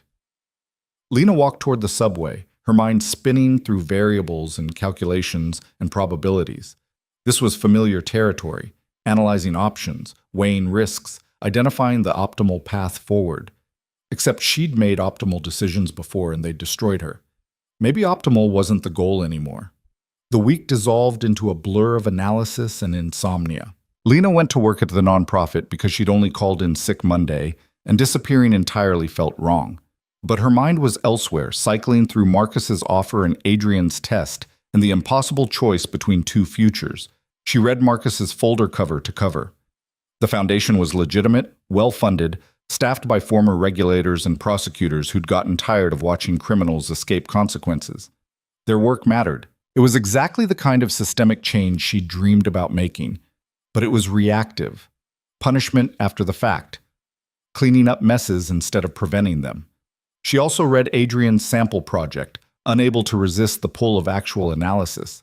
The company's financials looked clean at first glance, but there were patterns in the timing of transactions, clustering of payments that suggested coordination, relationships between vendors that didn't make business sense. Within 3 hours, she'd identified 12 red flags suggesting the company was inflating revenue through circular transactions with shell entities.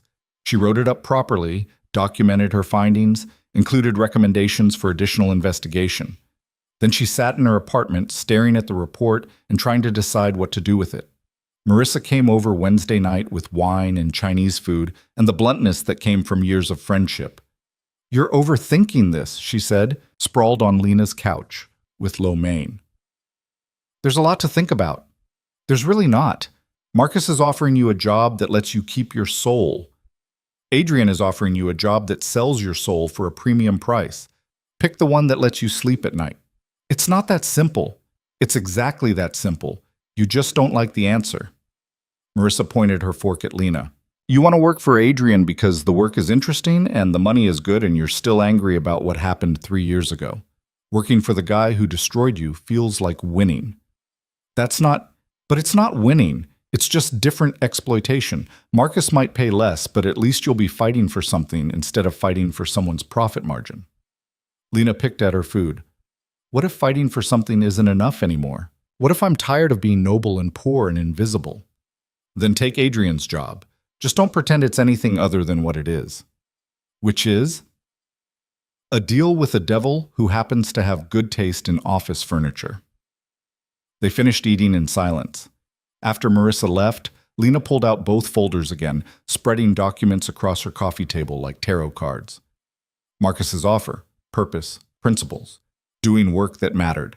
Adrian's offer, power, resources, doing work that was interesting. Neither was wrong.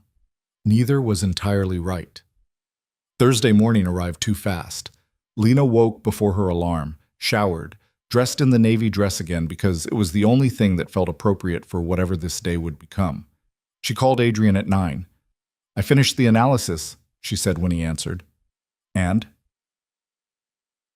"The company is committing fraud, systematic revenue inflation through circular transactions. I documented 12 instances, but there are probably more with deeper investigation. Can you prove it?" "I can show the patterns. Proving intent would require access to internal communications and contracts." "Good enough. Email me the report. I'll bring it by your office." There was a pause. "Why?" "Because I want to tell you in person that I'm not taking your job." Another pause, longer this time. "I see. Come at 11. I'll clear my schedule." He hung up. Lena took the subway downtown for the second time that week, carrying her report and her decision and a hope that she wasn't making a catastrophic mistake. Adrian's assistant showed her up immediately. He was standing at his windows again, hands in his pockets, looking out at a city that bent to his will more often than not. "You're refusing my offer," he said without turning around. "I am." "Why?" "Because working for you means compromising everything I spent 3 years protecting." Now he turned. "Didn't ask you to compromise anything. You didn't have to ask. The job itself is the compromise. Helping clients hide money, structure deals to avoid regulation, operate in ways that are legal but not ethical. I prefer the term strategic optimization. I prefer the term wrong." Adrian smiled, sharp and approving. "That's what makes you valuable. You see the difference even when it's not obvious. Then you understand why I can't work for you." "I understand. I don't agree, but I understand." He moved to his desk, pulled an envelope from a drawer. "This is for you." Lena didn't take it. "I don't want money." "It's not money. It's information. Evidence of Jonathan's theft, properly documented and legally admissible. Give it to Marcus. Let his foundation prosecute the case." "Why would you give me this?" Because you're going to work for Marcus, and he'll need a significant case to justify hiring you at the salary I told you to demand. Adrian set the envelope on the desk between them. Ask for 20% more than he offered. Tell him you have documentation of systematic fraud at a major financial institution. He'll pay it. Lena stared at the envelope. You're helping me negotiate with Marcus? I'm ensuring you're properly compensated. There's a difference. No, there isn't. Fine. I'm helping you. Does that satisfy your need for emotional honesty?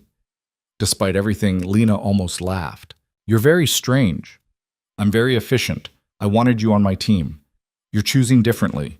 The least I can do is ensure you're valued appropriately wherever you end up. The least you could do is nothing. The least I could do is inadequate. Adrian pushed the envelope toward her. Take it. Destroy Jonathan. Build something that matters. And when you inevitably discover that fighting corruption from outside the system has limitations, call me. The offer doesn't expire. Lena picked up the envelope. It was heavy, thick with documents that would ruin a man who'd spent years ruining others. Thank you, she said quietly. Don't thank me. I'm not doing this from kindness. Then why are you doing it? Adrian considered the question, his expression unreadable. Because you were collateral damage in a situation you didn't create, and I prefer symmetry. Jonathan damaged you unjustly. Now you get to damage him justly. That's symmetrical. That's revenge. That's mathematics. Lena held his gaze for a long moment, trying to see past the careful control to whatever motivated this man who ran empires and showed no emotion and apparently thought revenge and mathematics were synonyms. I still think you're terrible, she said. I know. And manipulative. Accurate. And I don't trust you. You shouldn't. But I think you're also trying to do something decent in your own twisted way. Don't sentimentalize it.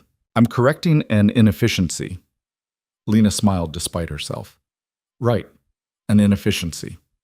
She turned to leave, got halfway to the door before Adrian spoke again. Lena. She looked back. When you're ready to play offense instead of defense, you know where to find me. I'm not going to be ready. We'll see. Lena left his office, rode the elevator down, emerged onto streets that felt different than they had an hour ago. She had evidence that would destroy Jonathan Reeves. She had leverage to negotiate a better salary with Marcus. She had choices that were actually hers instead of being made for her by circumstances and other people's decisions. She called Marcus from the sidewalk. I want the job, she said when he answered. But we need to discuss salary. Marcus agreed to meet at a coffee shop in Chelsea, neutral territory that smelled like espresso and ambition. Lena arrived first, claiming a table near the back where conversations could happen without being overheard. She spread Adrian's envelope on the table, not opening it, but letting it sit there like evidence of everything that was about to change. Marcus showed up 10 minutes late, looking rumpled in a way that suggested he'd come from somewhere more important. He sat down across from her, glanced at the envelope, raised his eyebrows. That looks official. It is. Lena pushed it toward him. Documentation of systematic theft at Garrison Financial. 10 years of fraudulent transactions, falsified records, money laundering. Everything you'd need to build a prosecution case. Marcus opened the envelope carefully, pulled out the first few pages, scanned them with the practiced eye of someone who knew what financial crimes looked like on paper. This is Jonathan Reeves, he said slowly. It is. Where did you get this? Does it matter? It matters if it was obtained illegally. It wasn't. Someone with legal access chose to share it. Lena leaned forward. You wanted me because I understand how these systems work. This is how they work. People at the top steal with impunity until someone with enough evidence and enough resources decides to stop them. Marcus kept reading, his expression shifting from skeptical to interested to something that looked like hunger. This is solid, he said finally. This could bring down not just Jonathan, but potentially several senior partners, maybe the whole firm. That's what I thought. And you're bringing this to me as what? A signing bonus? I'm bringing it to you as proof that I can do the job you're hiring me for, and as leverage to negotiate a better salary. Marcus laughed, surprised and genuine. Adrian told you to ask for more money, didn't he? He suggested I know my worth. Of course he did. Marcus closed the envelope, set it aside. How much more? Lena named the figure Adrian had mentioned, 20% above the original offer. Marcus didn't even blink. Done. When can you start?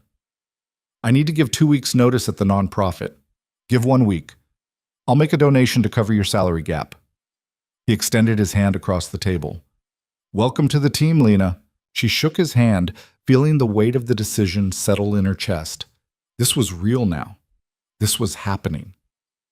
One condition, Marcus said, not releasing her hand yet. You work for the foundation, not for Adrian, not for anyone else. Your loyalty is to the mission, to exposing corruption, to making sure people like Jonathan face consequences. Understood? Understood. I mean it. Adrian is going to keep circling. He's going to offer you projects, ask for favors, try to pull you into his orbit.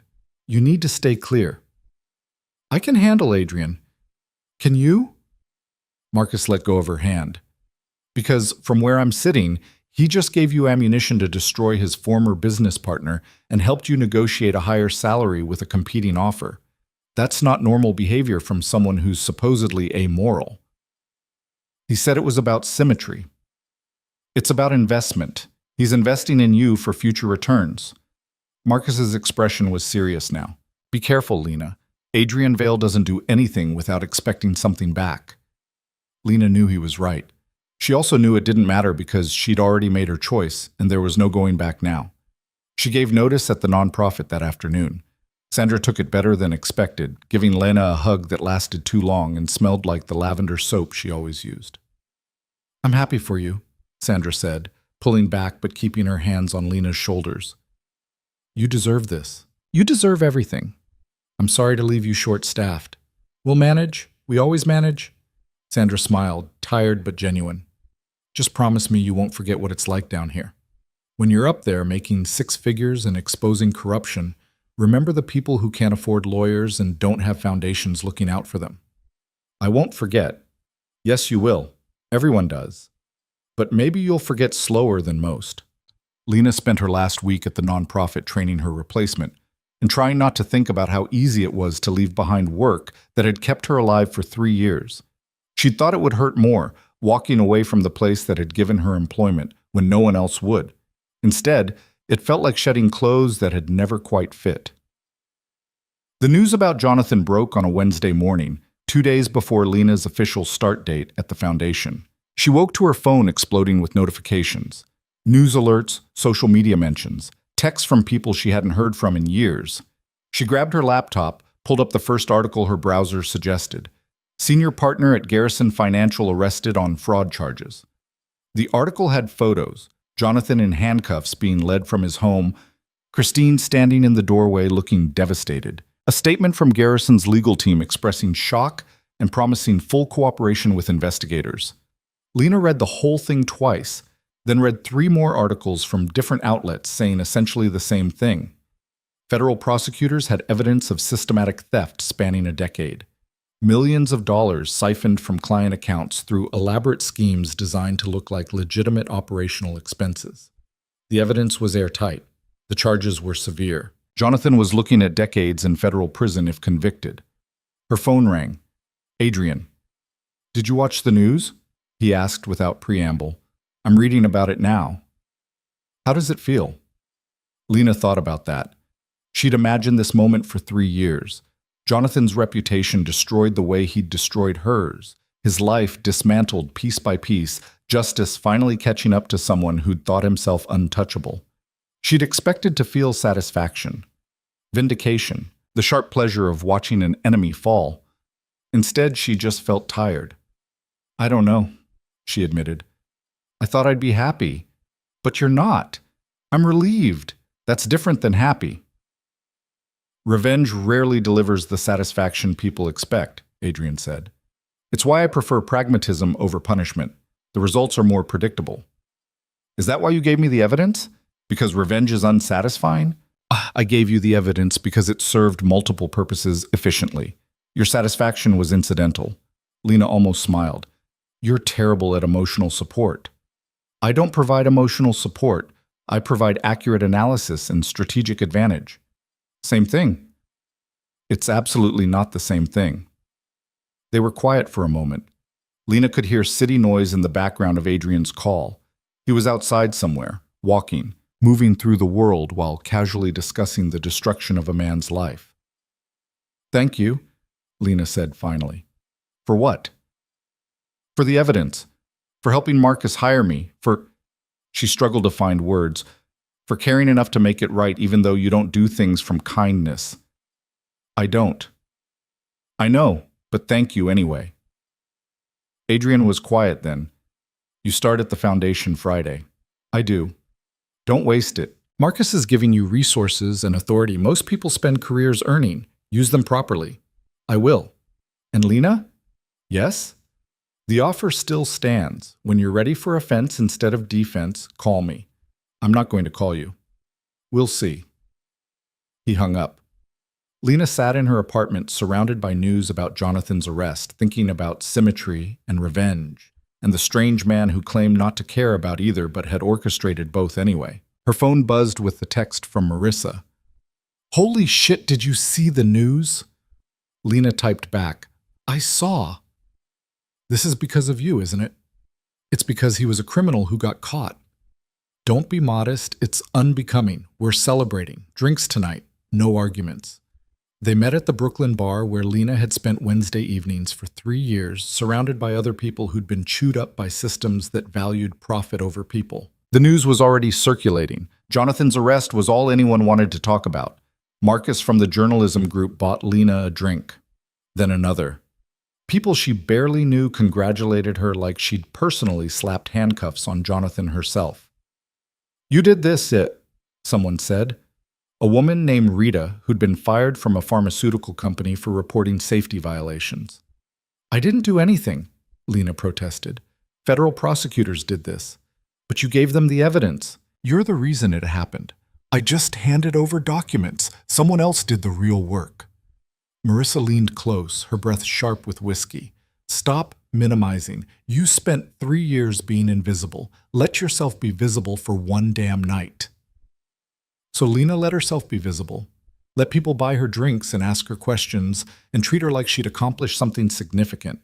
It felt strange and uncomfortable, and good, in ways she didn't want to examine too closely. Around midnight, when the bar was loud and warm and full of people who understood what it meant to survive systems designed to crush you, Lena's phone rang. Unknown number. She stepped outside to answer, the night air cold against skin flushed with alcohol and attention. "Hello?" "Lena Carter?" A woman's voice, unfamiliar. "Yes?" "This is Christine Reeves." Lena's grip tightened on her phone. "Christine, I know I have no right to call you. I know you probably don't want to hear from me, but I needed to—" Her voice cracked. "Jonathan was arrested this morning. They took him from our home in handcuffs. The news was there. Everyone saw." "I know." "Did you do this?" Lena could lie, should lie, but she was tired of lying, and Christine had apologized at the gala, and sometimes honesty was the only decent option. "I provided evidence to people who could use it properly," Lena said. "What they did with it was their choice." Christine was crying now, quiet sobs that carried through the phone. "He says you fabricated everything, that you're trying to destroy him out of revenge. He's lying." "I know." The admission was barely audible. "I've known for years. I didn't want to know. Do you understand? It was easier to believe his version than to accept what he was." "I understand." "Do you? Do you understand what it's like to build your entire life around someone and then discover they're not who you thought? That everything you built was built on lies?" Lena thought about her career at Garrison, her faith in Jonathan's mentorship, her belief that hard work and integrity would be enough. "Yeah," she said quietly. "I understand." Christine cried harder. "I'm going to lose everything. The house, the social standing, the life I spent 20 years creating. People are already calling, canceling lunches, removing me from boards. I'm being erased. Welcome to the club." It came out harsher than Lena intended, but Christine didn't flinch. "I deserve that," she said. "I deserve all of it. I should have spoken up 3 years ago. I should have defended you. I should have been brave. But you weren't." "No." Christine's voice steadied slightly. But I'm trying to be now. I gave a statement to federal prosecutors about the money, about Jonathan's lies, about everything I knew and pretended not to know. My lawyer says it will help the case against him. Lena processed this. You're testifying against your husband. I'm testifying to the truth, finally. Christine laughed, broken and bitter. It's probably too late. For forgiveness, for redemption, for any of it. But at least I'm doing it. It's not too late, isn't it? I don't know, Lena admitted. But doing the right thing late is still better than never doing it at all. They were quiet for a moment, two women connected by a man who'd destroyed them both in different ways. I should go, Christine said. I just wanted you to know that I'm sorry, that I was wrong, that you were brave when I was a coward. Christine, don't be kind to me. I don't deserve it. A pause. But maybe someday I will. Maybe if I keep being brave, eventually it will matter. She hung up before Lena could respond. Lena stood on the sidewalk outside the bar, holding her phone and trying to process a conversation that felt like closure for something she hadn't realized needed closing. Friday arrived with the weight of a beginning. Lena dressed carefully, professional but not trying too hard, confident but not arrogant. She took the subway to the Foundation's offices in a building that was nice without being ostentatious, modern without being cold. Marcus met her in the lobby personally, grinning like he'd won something. Ready for your first day? I have no idea. Perfect. Fake it until you don't have to. He gave her a tour, open floor plan, glass offices, whiteboards covered with organizational charts and case timelines. People looked up as they passed, some nodding recognition, others clearly trying to place her. You're already semi-famous, Marcus said. The woman who brought down Jonathan Reeves. It's good for morale. Shows the work we do matters. I didn't bring him down. Evidence and prosecutors did. You provided the evidence. Stop being modest. It makes people uncomfortable. Her office was in a corner with windows that looked out over the city. Not as high up as Adrian's office, not as pristine, but hers. Real, permanent. A desk with her name on a placard.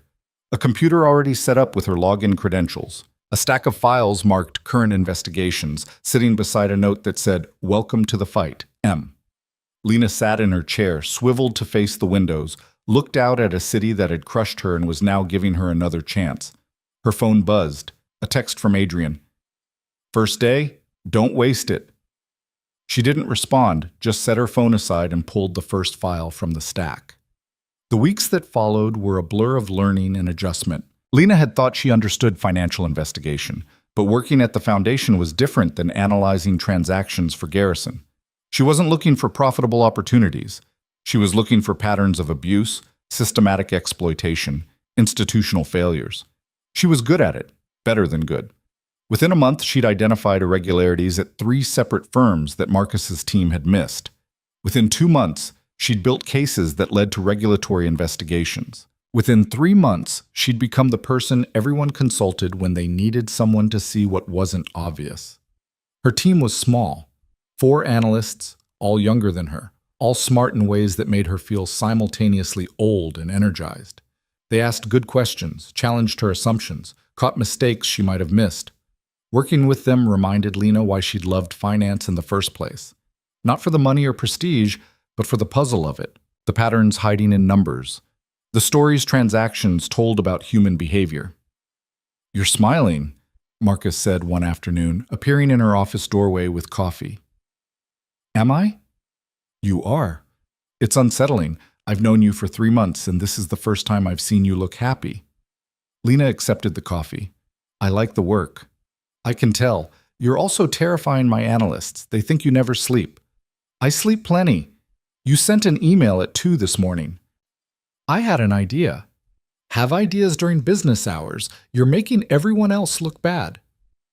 But Marcus was grinning. Seriously, though, you're doing excellent work. Better than I expected, and I expected a lot. Thank you. Don't thank me. Just keep doing it. He turned to leave, then paused. Oh, and you're speaking at the annual conference in December, about the Garrison case and how we approach the investigation. I I don't do public speaking. You do now. It's in 3 months. Prepare accordingly. He left before Lena could argue. The conference was in December at a hotel in Midtown that tried very hard to be elegant and mostly succeeded. Lena had prepared remarks, practiced in her apartment mirror, rewritten her speech 4 times until Marissa physically took away her laptop. It's good, Marissa had insisted. Stop obsessing. Just tell them what you did and why it mattered. Easy to say. Harder to do when this ballroom held 300 people who all worked in finance or regulation or law enforcement, all of whom understood corruption intellectually, but few of whom had experienced it personally. Lena stood backstage waiting for her introduction, her heart hammering so hard she could hear it. Marcus appeared beside her. You look terrified. I am terrified. Good. Terror means you care. He squeezed her shoulder. You've got this. Just be honest. Talk about what happened to you, what you learned, why the work matters. They'll listen. What if they don't? Then they're idiots, and we don't care about idiots. Her introduction came. Applause. Lights. A podium with a microphone and a teleprompter showing her carefully prepared remarks. Lena walked out into the lights and promptly forgot every word she'd written. The audience waited, expectant. I'm supposed to talk about the Garrison financial investigation, Lena said, her voice echoing through speakers. About how we built the case, what strategies we used, what made it successful. She paused, looked out at 300 faces she couldn't quite see past the stage lights. But that's not the real story, she continued. The real story is that 3 years ago, I reported fraud and got destroyed for it. I lost my job, my reputation, my career. I spent 3 years working for barely minimum wage and trying to remember why integrity had seemed like a good idea. The room was very quiet now. The Garrison case succeeded because I got lucky, because someone with resources decided to help me, because evidence I couldn't use alone ended up in the hands of people who could, but thousands of people report fraud every year and don't get lucky. They just get destroyed and stay destroyed. Lena gripped the podium. So yes, I'll tell you how we investigated Garrison, but first I want to tell you why it matters that we did. Because our financial system is set up to protect people at the top and punish people who threaten them. Because whistleblowers get blacklisted while criminals get promoted. Because the cost of doing the right thing is usually higher than most people can afford to pay. She spoke for 20 minutes about corruption and courage and the institutional failures that made both possible. She forgot her prepared remarks entirely, speaking from memory and anger and 3 years of experience being invisible. When she finished, the applause was immediate and sustained. People stood. Lena stood at the podium feeling exposed and raw and more alive than she'd felt in years. She fielded questions for 30 minutes afterward, technical questions about investigation methodology, personal questions about how she'd survived, philosophical questions about what needed to change. She answered all of them honestly, sometimes brutally so, and the audience responded like they'd been waiting for someone to tell them the truth instead of the sanitized version. Afterward, people swarmed her. Business cards, congratulations, questions she was too overwhelmed to answer properly. Marcus rescued her eventually, steering her toward a quieter corner of the ballroom. That was not the speech you showed me, he said. I know. I'm sorry. That was better. That was real. He was grinning again. You're going to get 50 job offers from that speech. I already have a job. Then you'll get 50 offers to speak at other conferences. You're a story now, Lena. People love a comeback story. Lena didn't want to be a story. She wanted to be good at her job and useful and maybe eventually important in ways that mattered. But she'd learned over the past 3 months that you didn't always get to choose how people saw you. You just got to choose whether to care. She was working on not caring. The reception afterward was champagne and small talk and networking that Lena had gotten better at, but still found exhausting. She was standing near a window taking a break from conversation when someone appeared beside her. Adrian. That was quite a speech, he said, looking out at the city instead of at her. What are you doing here? Marcus invited me. We collaborate occasionally on projects requiring discretion. You and Marcus collaborate? We have complementary interests. He exposes criminals. I ensure my clients don't become criminals worth exposing. Synergy. Adrian sipped his champagne. You were compelling up there. I forgot my whole speech. The prepared speech would have been adequate. What you delivered was memorable. There's a difference. Despite herself, Lena felt pleased. Are you complimenting me? I'm making an accurate assessment. Same thing. Still not the same thing. They stood in comfortable silence, watching the reception unfold below them. Lena noticed people glancing their way, curious about why she was talking to Adrian Vale, what it meant that he was talking to her. People are staring, she said. People always stare. It's tedious, but unavoidable. Doesn't it bother you? Why would it bother me? Their attention doesn't affect my decisions. Lena wished she had that kind of confidence, that ability to exist in spaces without caring what anyone thought. How's the foundation work? Adrian asked. Good, challenging, important. Boring? Sometimes. You miss the complexity. It wasn't a question. I miss feeling like the work is hard enough to be interesting, Lena admitted. A lot of what we investigate is obvious fraud, people being greedy and stupid and not covering their tracks well. It doesn't require the kind of analysis I'm good at, so you're underutilized. I'm appropriately utilized for mission-driven work. Not everything needs to be intellectually stimulating. No, but you're happier when it is. Adrian was right, and Lena hated that he was right. I'm not leaving the foundation, she said. I didn't suggest you should, but you're thinking it. I'm thinking you have skills being used at 60% capacity when they could be used at full capacity, doing work that's both interesting and impactful. He finally turned to look at her. I'm also thinking you're not ready to hear that yet, so I'll wait. For what? For you to get tired of playing defense. For you to want the complexity back. For you to realize fighting corruption reactively is less effective than preventing it proactively. That sounds like a pitch. It's an observation. The pitch comes later when you're ready. I'm not going to be ready. Adrian smiled, small and knowing. We'll see. He walked away before Lena could argue, disappearing into the crowd with the same silent efficiency he did everything.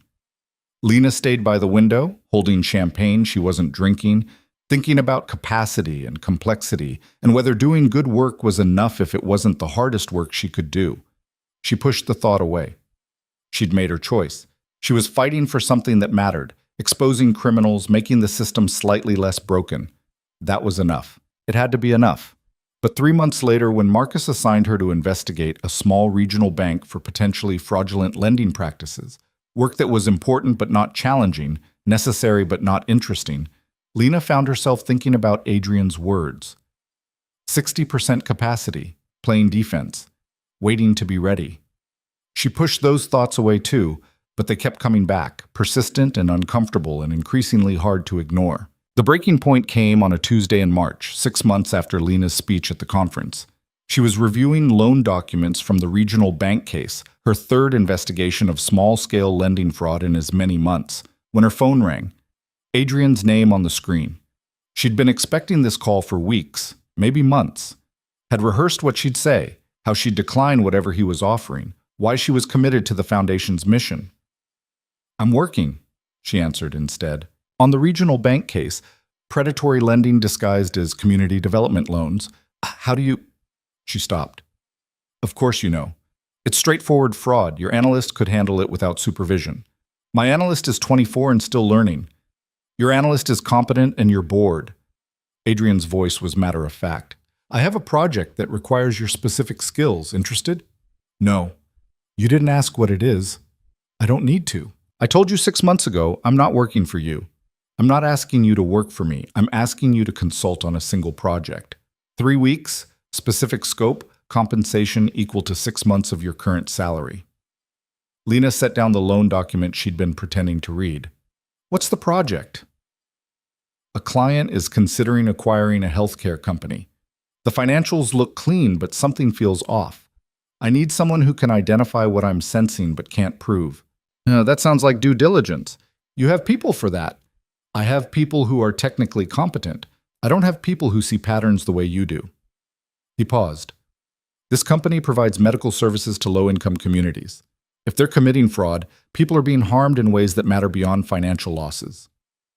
It was a calculated appeal, and Lena knew it. Adrian had identified exactly what would make her interested, fraud that hurt vulnerable people, and was using it deliberately. "Send me the preliminary information," she said. "I'll look at it. No promises. I'll have it to you within the hour." "Adrian?" "Yes?" "This doesn't mean I'm leaving the foundation." "I know. And it doesn't mean I'm open to other projects after this." "Understood. I mean it. I believe you." His tone suggested he believed nothing of the sort. "Check your email in an hour." He hung up. Lena sat staring at her phone, at the loan documents spread across her desk, at the choice she was making without quite admitting she was making it. Marcus appeared in her doorway as if summoned. "You look conflicted." "I'm fine." "You're a terrible liar." He came in, closed the door behind him. "What's going on?" Lena considered lying properly, then decided against it. Marcus deserved honesty, even when honesty was uncomfortable. "Adrian offered me a consulting project." Marcus's expression didn't change. "And you're considering it." "I'm looking at the information. That's all." "That's not all, and we both know it." Marcus sat in the chair across from her desk. "You've been restless for months. The work here isn't challenging you anymore. The work here matters. Work can matter and still be boring. Those aren't mutually exclusive." He leaned back. "I'm not going to tell you not to take Adrian's project. You're an adult. You can make your own decisions. But I'm going to remind you why you chose to work here in the first place." "I remember why." "Do you?" "Because from where I'm sitting, you're forgetting. You took this job because you wanted to fight corruption from a position of integrity, because you wanted work that aligned with your principles instead of compromising them." "One consulting project doesn't compromise my principles." "No, but it's a slope, and slopes are slippery." Marcus stood. "Adrian is brilliant at what he does. He's also brilliant at identifying what people want and making them think they can have it without consequences. Be careful you don't wake up one day working for someone you swore you'd never work for." He left before Lena could respond. The information from Adrian arrived 45 minutes later. Lena told herself she was just looking, just being thorough, just satisfying curiosity. She opened the files. 3 hours later, she'd found the pattern. The healthcare company was billing Medicare for services that technically happened but weren't medically necessary. They were scheduling appointments with low-income patients, performing cursory examinations, billing for comprehensive care. The individual frauds were small, $50 here, $200 there. But scaled across thousands of patients over several years, it added up to millions. Millions stolen from a program designed to help vulnerable people disguised as legitimate care. Lena documented everything, wrote up her analysis with the same precision she'd used at Garrison, at the foundation, everywhere she'd worked. Then she sat staring at her findings and trying to decide what to do with them. She could give them to Adrian, take the consulting fee, let him decide what happened next. Or she could give them to Marcus, let the foundation build a case, pursue prosecution through proper channels. Or she could do both. Her phone rang. Adrian, like he knew she'd finished. "You found it," he said. "How do you know I found anything?" "Because you're brilliant, and I gave you enough information to work with." "What did you find?" Lena told him. Explained the billing patterns, the scope of the fraud, the systematic exploitation of patients who trusted the company to provide actual care. Adrian listened without interrupting. When she finished, he was quiet for a moment. "Excellent work," he said finally. "I'll terminate the acquisition and refer the findings to the appropriate authorities." "Just like that?" "Just like that. I don't invest in fraudulent operations regardless of profitability. It's poor risk management." "You're really going to report them?" "I'm really going to ensure they face consequences for harming vulnerable populations while stealing from federal programs." "Yes." He paused. "Did you think I wouldn't?" "I don't know what I thought." "You thought I'm amoral and only care about profit," which is partially accurate but incomplete. I'm pragmatic and risk-averse. Companies that commit systematic fraud are liabilities. I eliminate liabilities. Lena wanted to argue that pragmatism wasn't morality, that doing the right thing for the wrong reasons didn't count. But results mattered more than motivations. The healthcare company would face consequences. Patients would be protected. The fraud would stop. "I'll send you my full report," she said. I'll transfer your consulting fee tonight. I don't want the money. That's impractical. You did work. You deserve compensation. Donate it to the foundation. They can use it for cases like this. Adrian laughed, genuine and surprised. You're determined to maintain your principles even when taking money from morally ambiguous sources. I'm determined to do the right thing even when the right thing is complicated. That's what makes you valuable. His tone shifted, became more serious. Lena, I have another project. Larger scope, longer timeline, significantly more complex. Interested? No. It's a financial network supporting human trafficking operations. I need someone who can trace the money, identify the participants, build a case that leads to prosecutions. Lena's refusal died in her throat. That's not a consulting project, she said slowly. That's a full investigation. Yes, that would take months, maybe longer. 6 months minimum, possibly a year, depending on complexity. I have a job, Adrian, a job I'm committed to. A job that's using 60% of your capacity on work that's important but not challenging. Meanwhile, people are being trafficked, and the financial systems enabling it are operating freely because no one has the skills and resources to stop them. That's not fair. It's completely fair. You can keep doing good work that doesn't challenge you, or you can do extraordinary work that might actually change things. Your choice. Lena wanted to hang up, wanted to tell him he was manipulative and wrong, and she wasn't going to abandon the foundation for work that compromised everything she stood for. Send me the preliminary information, she heard herself say. I'll look at it. I'll have it to you tomorrow. This doesn't mean, I know what it doesn't mean. Look at the information anyway. He hung up. Lena sat in her office, surrounded by loan documents from a case that mattered but didn't excite her, thinking about human trafficking and financial networks and the question she'd been avoiding for months. Was doing good work enough if she could be doing better work somewhere else? She didn't go home that night. Instead, she worked through the regional bank case with focused intensity, documenting every instance of predatory lending, building an airtight case that any prosecutor could use. By 3 a.m, she'd finished. She sent the complete file to Marcus with a note. This is ready for prosecution. My analyst can handle any follow-up questions. Then she went home, slept for 4 hours, and woke to find Adrian's new project information in her inbox. She shouldn't have opened it. She opened it anyway. The trafficking network was sophisticated, moving money through legitimate businesses and offshore accounts in patterns designed to look like normal commercial activity.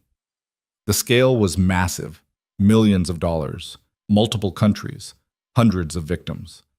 The people running it were careful, experienced, protected by layers of legal structure and geographic complexity. But they'd made mistakes. Small ones, barely visible. The kind of mistakes only someone looking for specific patterns would notice.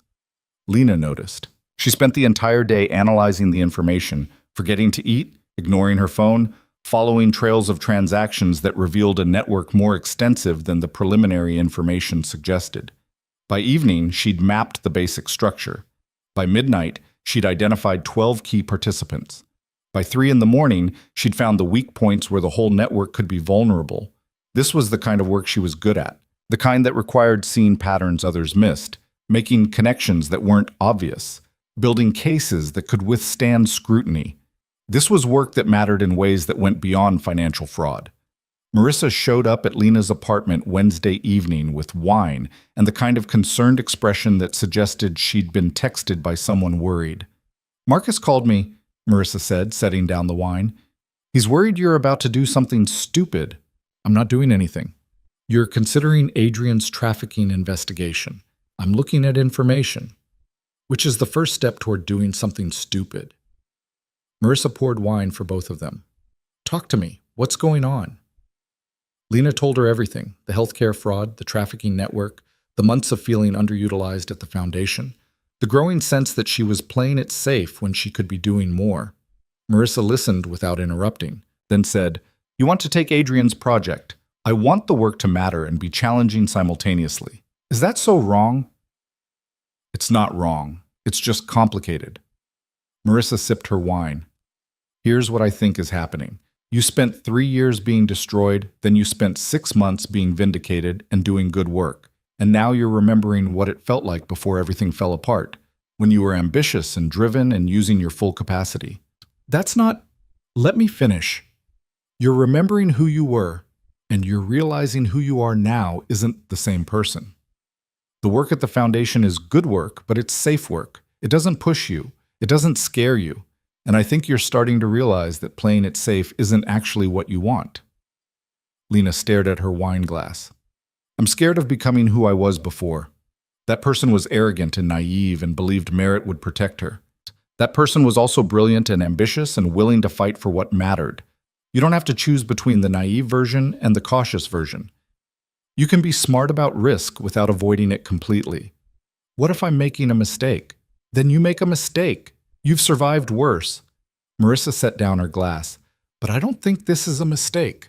I think you're finally admitting what you want instead of settling for what's safe. Lena met with Marcus the next morning in his office. He looked tired, probably because she'd kept him up worrying. I'm considering Adrian's trafficking investigation, she said without preamble. Marcus nodded slowly. I figured. I'm not leaving the foundation permanently, but I need to take a leave of absence, 6 months, maybe longer. To work for Adrian Vale. To work on a case that matters. Adrian is facilitating it, but the work is independent. Nothing about Adrian is independent. Marcus leaned back in his chair. But I'm not going to try to stop you. You're an adult. You get to make your own choices, even when they're questionable. You think this is questionable? I think Adrian is excellent at making his interests look like your principles. I think he's been investing in you for months, maybe years, waiting for the right moment to pull you into his orbit. I think this trafficking case is real and important and also perfectly designed to make you feel like working for him is the ethical choice. What if it is the ethical choice? Then do it. Just don't pretend it's anything other than what it is. You choosing complexity and challenge over safety and principles. The words stung because they were partially true. I'm not abandoning my principles, Lena said. I hope not, but principles get compromised in small ways, through justifications that sound reasonable at the time. Be careful you don't justify yourself into becoming someone you don't recognize. Lena left his office feeling uncertain and defensive and determined simultaneously. She called Adrian from the elevator. I'll take the trafficking case, she said when he answered. 6 months, specific scope, full independence on methodology and findings. Agreed. I want oversight from the foundation. Marcus gets copies of everything I find, opportunity to review my work, authority to raise concerns. Acceptable. And when this is done, we're done. No more projects, no more consulting, no gradual transition into your organization. If that's what you want, it's what I want, then that's what you'll have. He paused. When can you start? 2 weeks. I need to finish my current cases and transition my team. 2 weeks works. I'll have everything ready. Lena hung up and stood in the elevator feeling like she'd just made either the best decision of her life or the worst. Time would tell which. The next 6 months were the hardest work Lena had ever done. The trafficking network was more extensive than initial analysis suggested, reaching into legitimate businesses, government contracts, financial institutions that should have caught the patterns, but didn't. Lena worked from Adrian's offices because she needed access to databases and resources the foundation couldn't provide. She had her own space, her own team of analysts who reported to her directly, complete independence on methodology. Adrian checked in weekly, reviewing her findings, asking questions that pushed her thinking, providing resources when she hit walls. He never told her what to do, never pressured her to reach specific conclusions, never interfered with her work beyond ensuring she had what she needed. It was unsettling how easy it was to work with him. You're surprised I'm not controlling, Adrian observed one afternoon when Lena mentioned this. I expected more micromanagement. Micromanagement is inefficient. I hired you because you're excellent at this work. Interfering would only make you less excellent. He reviewed the report she'd just delivered. This is good. Better than good. You've identified patterns my team missed entirely. Your team is focused on profit. I'm focused on harm. Different priorities reveal different patterns. He looked up from the report. How are you holding up? I'm fine. You're working 16-hour days and sleeping in your office half the time. That's not fine. It's necessary. It's unsustainable. Adrian closed the report. Take the weekend. Go somewhere without cell service. Come back Monday with fresh perspective. I can't take a weekend. The case will still be here Monday. You won't be useful if you burn out. His tone was firm. This is not a suggestion. Lena wanted to argue, but she was too tired. She spent the weekend at Marissa's place, sleeping 14 hours straight, eating real food, remembering what it felt like to exist as something other than an investigation. You look terrible, Marissa said Saturday morning over coffee. Thank you. I'm serious. You're working yourself into the ground. The work matters. The work will matter just as much if you take care of yourself while doing it. Marissa studied her. Are you okay? Really okay? Lena thought about that. I'm exhausted and frustrated, and sometimes I wake up in the middle of the night wondering if I'm actually making a difference or just documenting horror for wealthy people who will use the information strategically. But the work is the hardest thing I've ever done, and I'm good at it. And when we're finished, people who are being trafficked will have a chance at freedom they wouldn't have otherwise. Lena set down her coffee. So, yes, I'm okay. 4 months into the investigation, Lena identified the network's financial hub, a bank in Luxembourg that processed transactions for 12 front companies across 6 countries.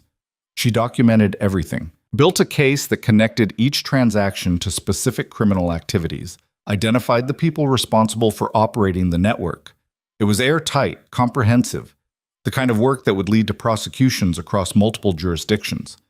She presented her findings to Adrian and Marcus simultaneously in a meeting she'd insisted happen at the Foundation's offices. Marcus reviewed the documentation in silence, his expression shifting from skeptical to impressed to something that looked like respect. This is extraordinary work, he said finally. It's complete work, Lena corrected. Everything you need for prosecution is documented. The Foundation can take it from here. You're not going to see it through? My contract was to build the case, not prosecute it. That's the Foundation's expertise. Marcus looked at Adrian. You're okay with this? I'm okay with Lena delivering exactly what we agreed she'd deliver. Adrian stood. The Foundation has the resources to pursue prosecution. My role ends here. Just like that? Just like that. Marcus still looked suspicious, but he accepted the documentation and promised to assign a full team to the prosecution. After he left, Adrian and Lena stood in the Foundation's conference room, looking at 6 months of work compiled into binders and hard drives. Thank you, Lena said. For what? For letting me do this work without compromising it, for not trying to control the outcome or use it strategically. I told you I wouldn't interfere. I keep my word. I know, Lena struggled for words. I expected working with you to feel like a compromise. It didn't. Good. Adrian moved toward the door, then paused. What are you doing next? Going back to the Foundation full-time, finishing what I started. Are you sure that's what you want? I'm sure that's what I committed to. Adrian studied her with that analytical gaze she'd learned to recognize. Commitment and desire aren't always the same thing. They are for me. If you say so. He pulled out his phone, typed something quickly. I just sent you information on another project. Look at it when you're ready. No pressure, no timeline, just an option if you want it. Adrian, I know. You're committed to the Foundation. You're not interested in ongoing work with me. You've made your choice. He smiled, small and knowing. Just look at the information anyway. Then he left before Lena could argue. She went back to the Foundation the following week with the intention of reclaiming her old position and settling back into the important but safe work she'd been doing before. It lasted 3 days before she opened Adrian's email. The project was a financial network supporting illegal deforestation in protected forests. Complex, international, requiring exactly the kind of analysis she'd just spent 6 months perfecting. Lena stared at the information, then closed her laptop and went to find Marcus. He was in his office, reviewing case files, looking tired in the way everyone at the Foundation looked tired, the exhaustion that came from fighting systems designed to grind you down. I need to talk to you, Lena said. Marcus looked up. This sounds ominous. I'm leaving the foundation. His expression didn't change. To work for Adrian. To work on cases that require my specific skills. Adrian facilitates access and resources, but the work is independent. That's what you told yourself about the trafficking case, too. And I was right. The work was independent. The results mattered. We stopped a network that was hurting people. And now you're doing it again because Adrian has an endless supply of compelling projects that require your skills. Lena sat down across from him. Yes, you're making a mistake. Maybe, but it's my mistake to make. She leaned forward. Marcus, you gave me a chance when no one else would. You gave me meaningful work and treated me with respect and helped me remember why integrity matters. I'm grateful for that. But the work here isn't using my full capacity anymore. So you're leaving to chase complexity instead of meaning. I'm leaving to do work that's both complex and meaningful. I'm leaving because I've spent too much of my life playing it safe, and I'm tired of being small when I could be significant. Marcus was quiet for a long moment. Then he said, I can't stop you, but I can tell you that working with Adrian will change you in ways you won't notice until it's too late. He's brilliant at making compromise look like pragmatism. I know what I'm doing. No one ever thinks they're being compromised. That's how compromise works. Marcus stood, extended his hand. But you're right that it's your choice. Good luck, Lena. I hope you find what you're looking for. They shook hands, and Lena left the foundation for the second time, wondering if she was making the biggest mistake of her life or finally becoming who she was supposed to be. A year later, Lena stood on the same stage where she'd delivered her speech about corruption and courage, except this time she wasn't representing the foundation. She was representing herself. The conference was larger this year, 500 people instead of 300, held in a ballroom that glittered with wealth and influence. Her introduction was longer than it had been last time. Director of Independent Investigations, former financial analyst, the woman who'd exposed the Garrison fraud, dismantled a human trafficking network, shut down illegal deforestation operations across 3 continents, the woman who'd learned to stop being small. Lena walked onto the stage in a suit that cost more than the dress she'd rented for the gala 2 years ago, carrying confidence she'd earned instead of borrowed.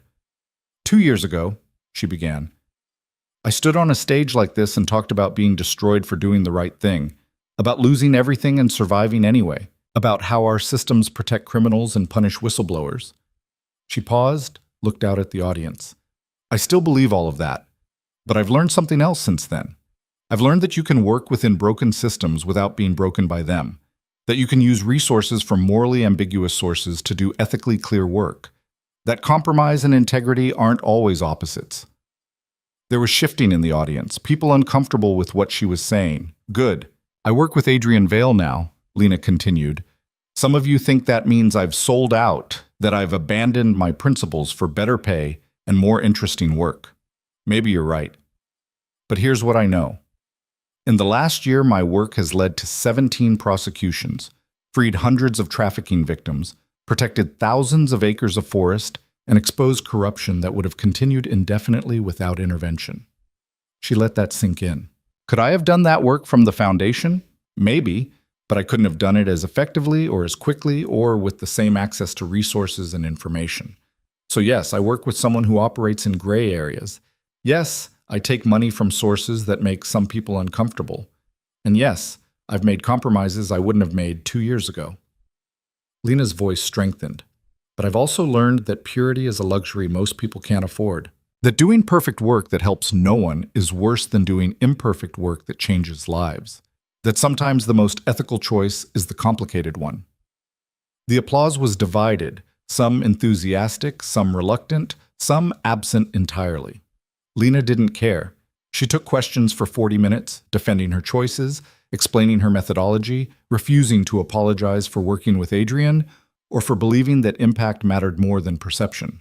Afterward, people approached her with the same mix of congratulation and judgment she'd received all year. She handled both with the same practiced grace. Marcus appeared near the end of the reception, holding champagne and looking older than he had a year ago. That was quite a speech, he said. You hated it. I disagreed with it. That's different. He sipped his champagne. But I also can't argue with your results. You've done extraordinary work this year. Thank you. Don't thank me. I'm not sure it's a compliment. Marcus smiled, tired but genuine. You've changed, Lena. You're harder than you were. More pragmatic. Less idealistic. Is that bad? I don't know. Ask me in 10 years when we see who you've become. He walked away before Lena could respond. She found Adrian on the terrace, the same terrace where this had all started 2 years ago, where he'd told her the truth about Jonathan and offered her the first glimpse of what visibility could look like. You were honest up there, Adrian said without preamble. I'm tired of performing for people who'll judge me regardless of what I say. Good. Authenticity is more sustainable than performance. He turned to look at her. How do you feel? Lena thought about that. 2 years ago, she'd been invisible, broken, barely surviving.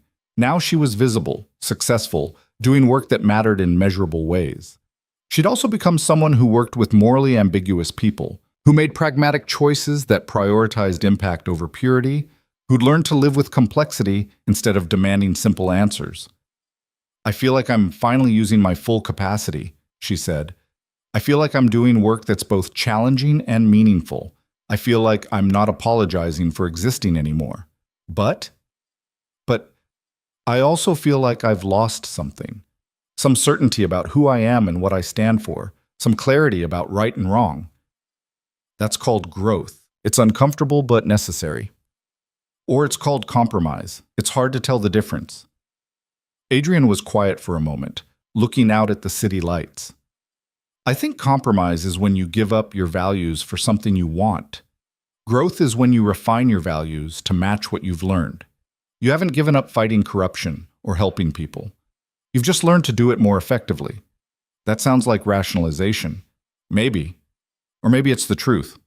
He turned to face her fully. Are you happy, Lena? The question caught her off guard. Was she happy? She was successful, respected, doing important work, living in a better apartment, earning real money, using skills she'd thought were lost forever. She was also tired, constantly defending her choices, missing the simplicity of knowing she was unquestionably on the right side. I don't know if I'm happy, she admitted, but I'm alive in ways I wasn't before. I'm taking up space instead of shrinking. I'm choosing what I want instead of accepting what's offered. That's a start. Is it enough? That's for you to decide. No one else can answer that question. They stood in comfortable silence, two people who'd started as enemy and victim and had somehow become something else entirely. Not quite friends, not quite partners, but two people who understood each other in ways that transcended simple categories. Thank you, Lena said finally. For what?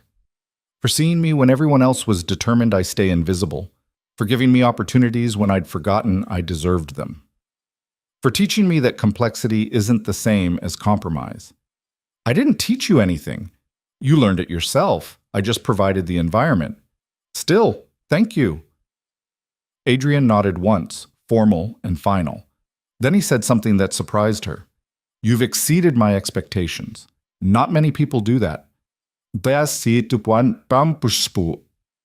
that a compliment? It's an accurate assessment. Lena laughed. Of course it is. 6 months after the conference, Lena sat in her office reviewing a case that had consumed the last 4 months of her life. Financial fraud at a pharmaceutical company that was selling counterfeit medications in developing countries.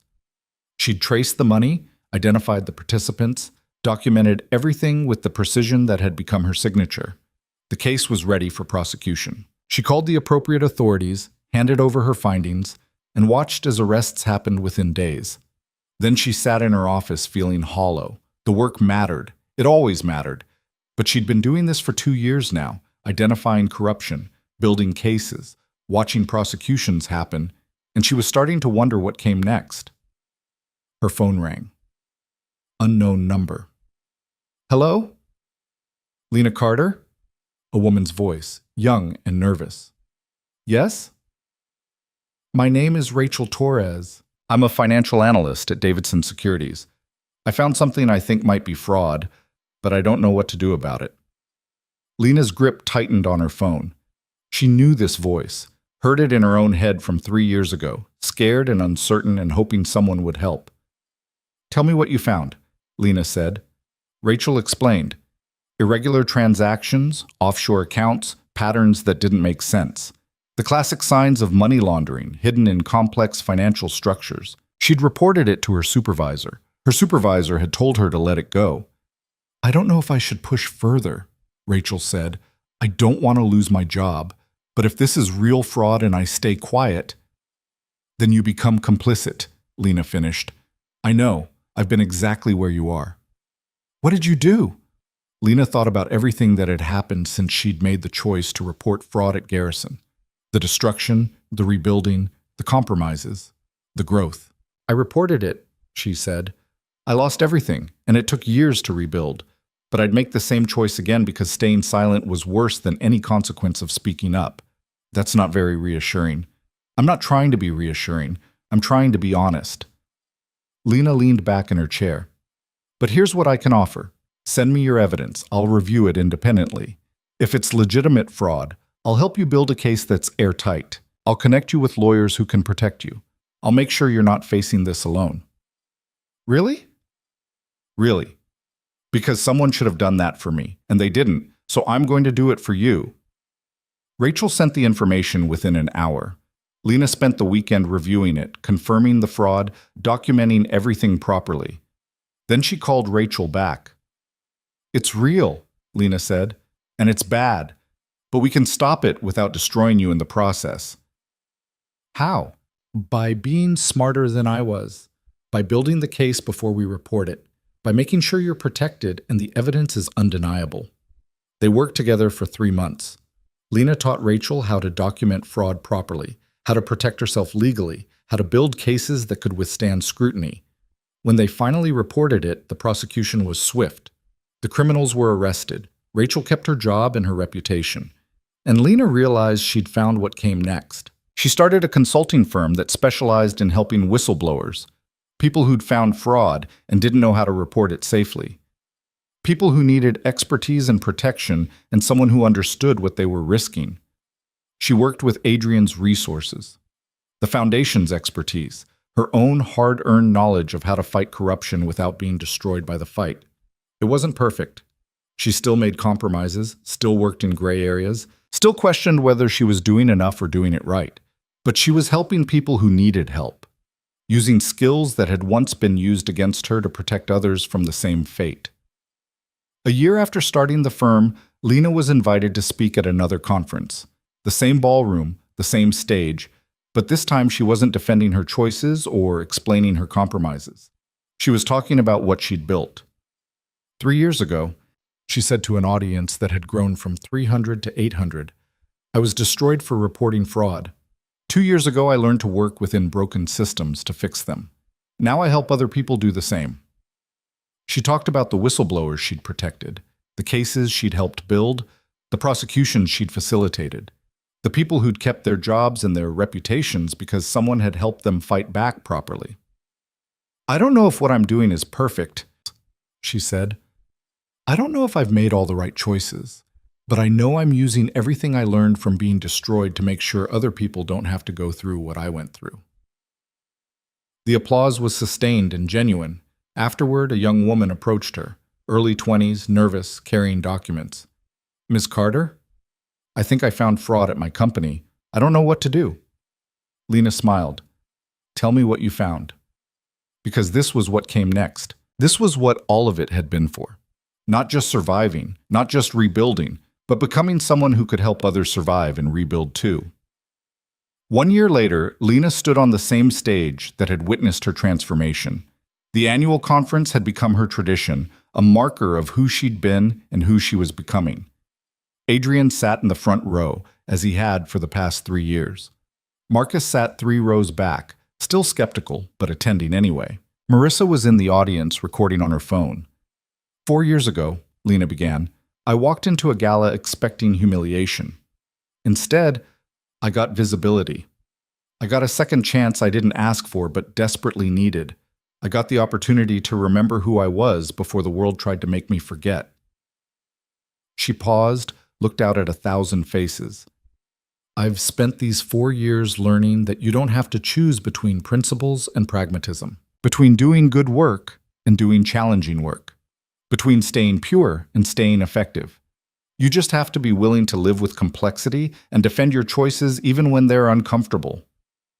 Lena's voice strengthened for the closing. I'm not the same person who reported fraud at Garrison Financial. I'm harder, more pragmatic, more willing to compromise when compromise serves the greater good. But I'm also stronger, more confident, more certain that I deserve to take up space in rooms that once tried to erase me.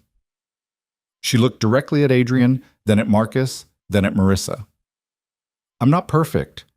My choices aren't always clear-cut. I work with people some consider morally questionable, and I make decisions that prioritize impact over ideological purity. But I've helped dozens of whistleblowers protect themselves while exposing corruption. I've stopped fraud that would have hurt thousands of people. I've built something that matters. The final words came from somewhere deep and true. 4 years ago, I thought being destroyed was the worst thing that could happen to me. Now I know it was the beginning. Because I didn't just survive, I didn't just rebuild. I became someone who helps others do the same. And that's worth every compromise, every complicated choice, every moment of uncertainty. She smiled. Thank you for watching me grow. Thank you for giving me space to be imperfect while becoming who I needed to be. And thank you for reminding me that the woman they tried to bury didn't stay buried. She grew. The standing ovation lasted 5 minutes. Afterward, on the terrace where everything had started, Lena found Adrian watching the city. 4 years, she said, joining him at the railing. 4 years, he agreed. Do you regret it? Inviting me to that gala, setting all this in motion? Adrian considered the question. Regret implies I'd choose differently with the same information. I wouldn't. The outcome has been exactly what I calculated. You calculated that I'd start a whistleblower protection firm? I calculated that you'd find your capacity and use it fully. The specific application was yours to determine. Lena laughed. You're still terrible at emotional honesty. I'm still excellent at accurate assessment. They stood in comfortable silence, looking out at a city that had destroyed Lena and then given her the tools to rebuild stronger. What happens now? Lena asked. Whatever you choose to happen, that's always been the answer. And for the first time in 4 years, Lena believed him. She didn't know if her choices were perfect, didn't know if she'd become exactly who she should be, didn't know if working with Adrian and compromising her ideals and choosing pragmatism over purity would look like wisdom or weakness in 10 years. But she knew she'd stopped apologizing for existing, stopped making herself small to make others comfortable, stopped believing that being destroyed meant staying broken. She'd grown from the grave they'd dug for her, and that was enough.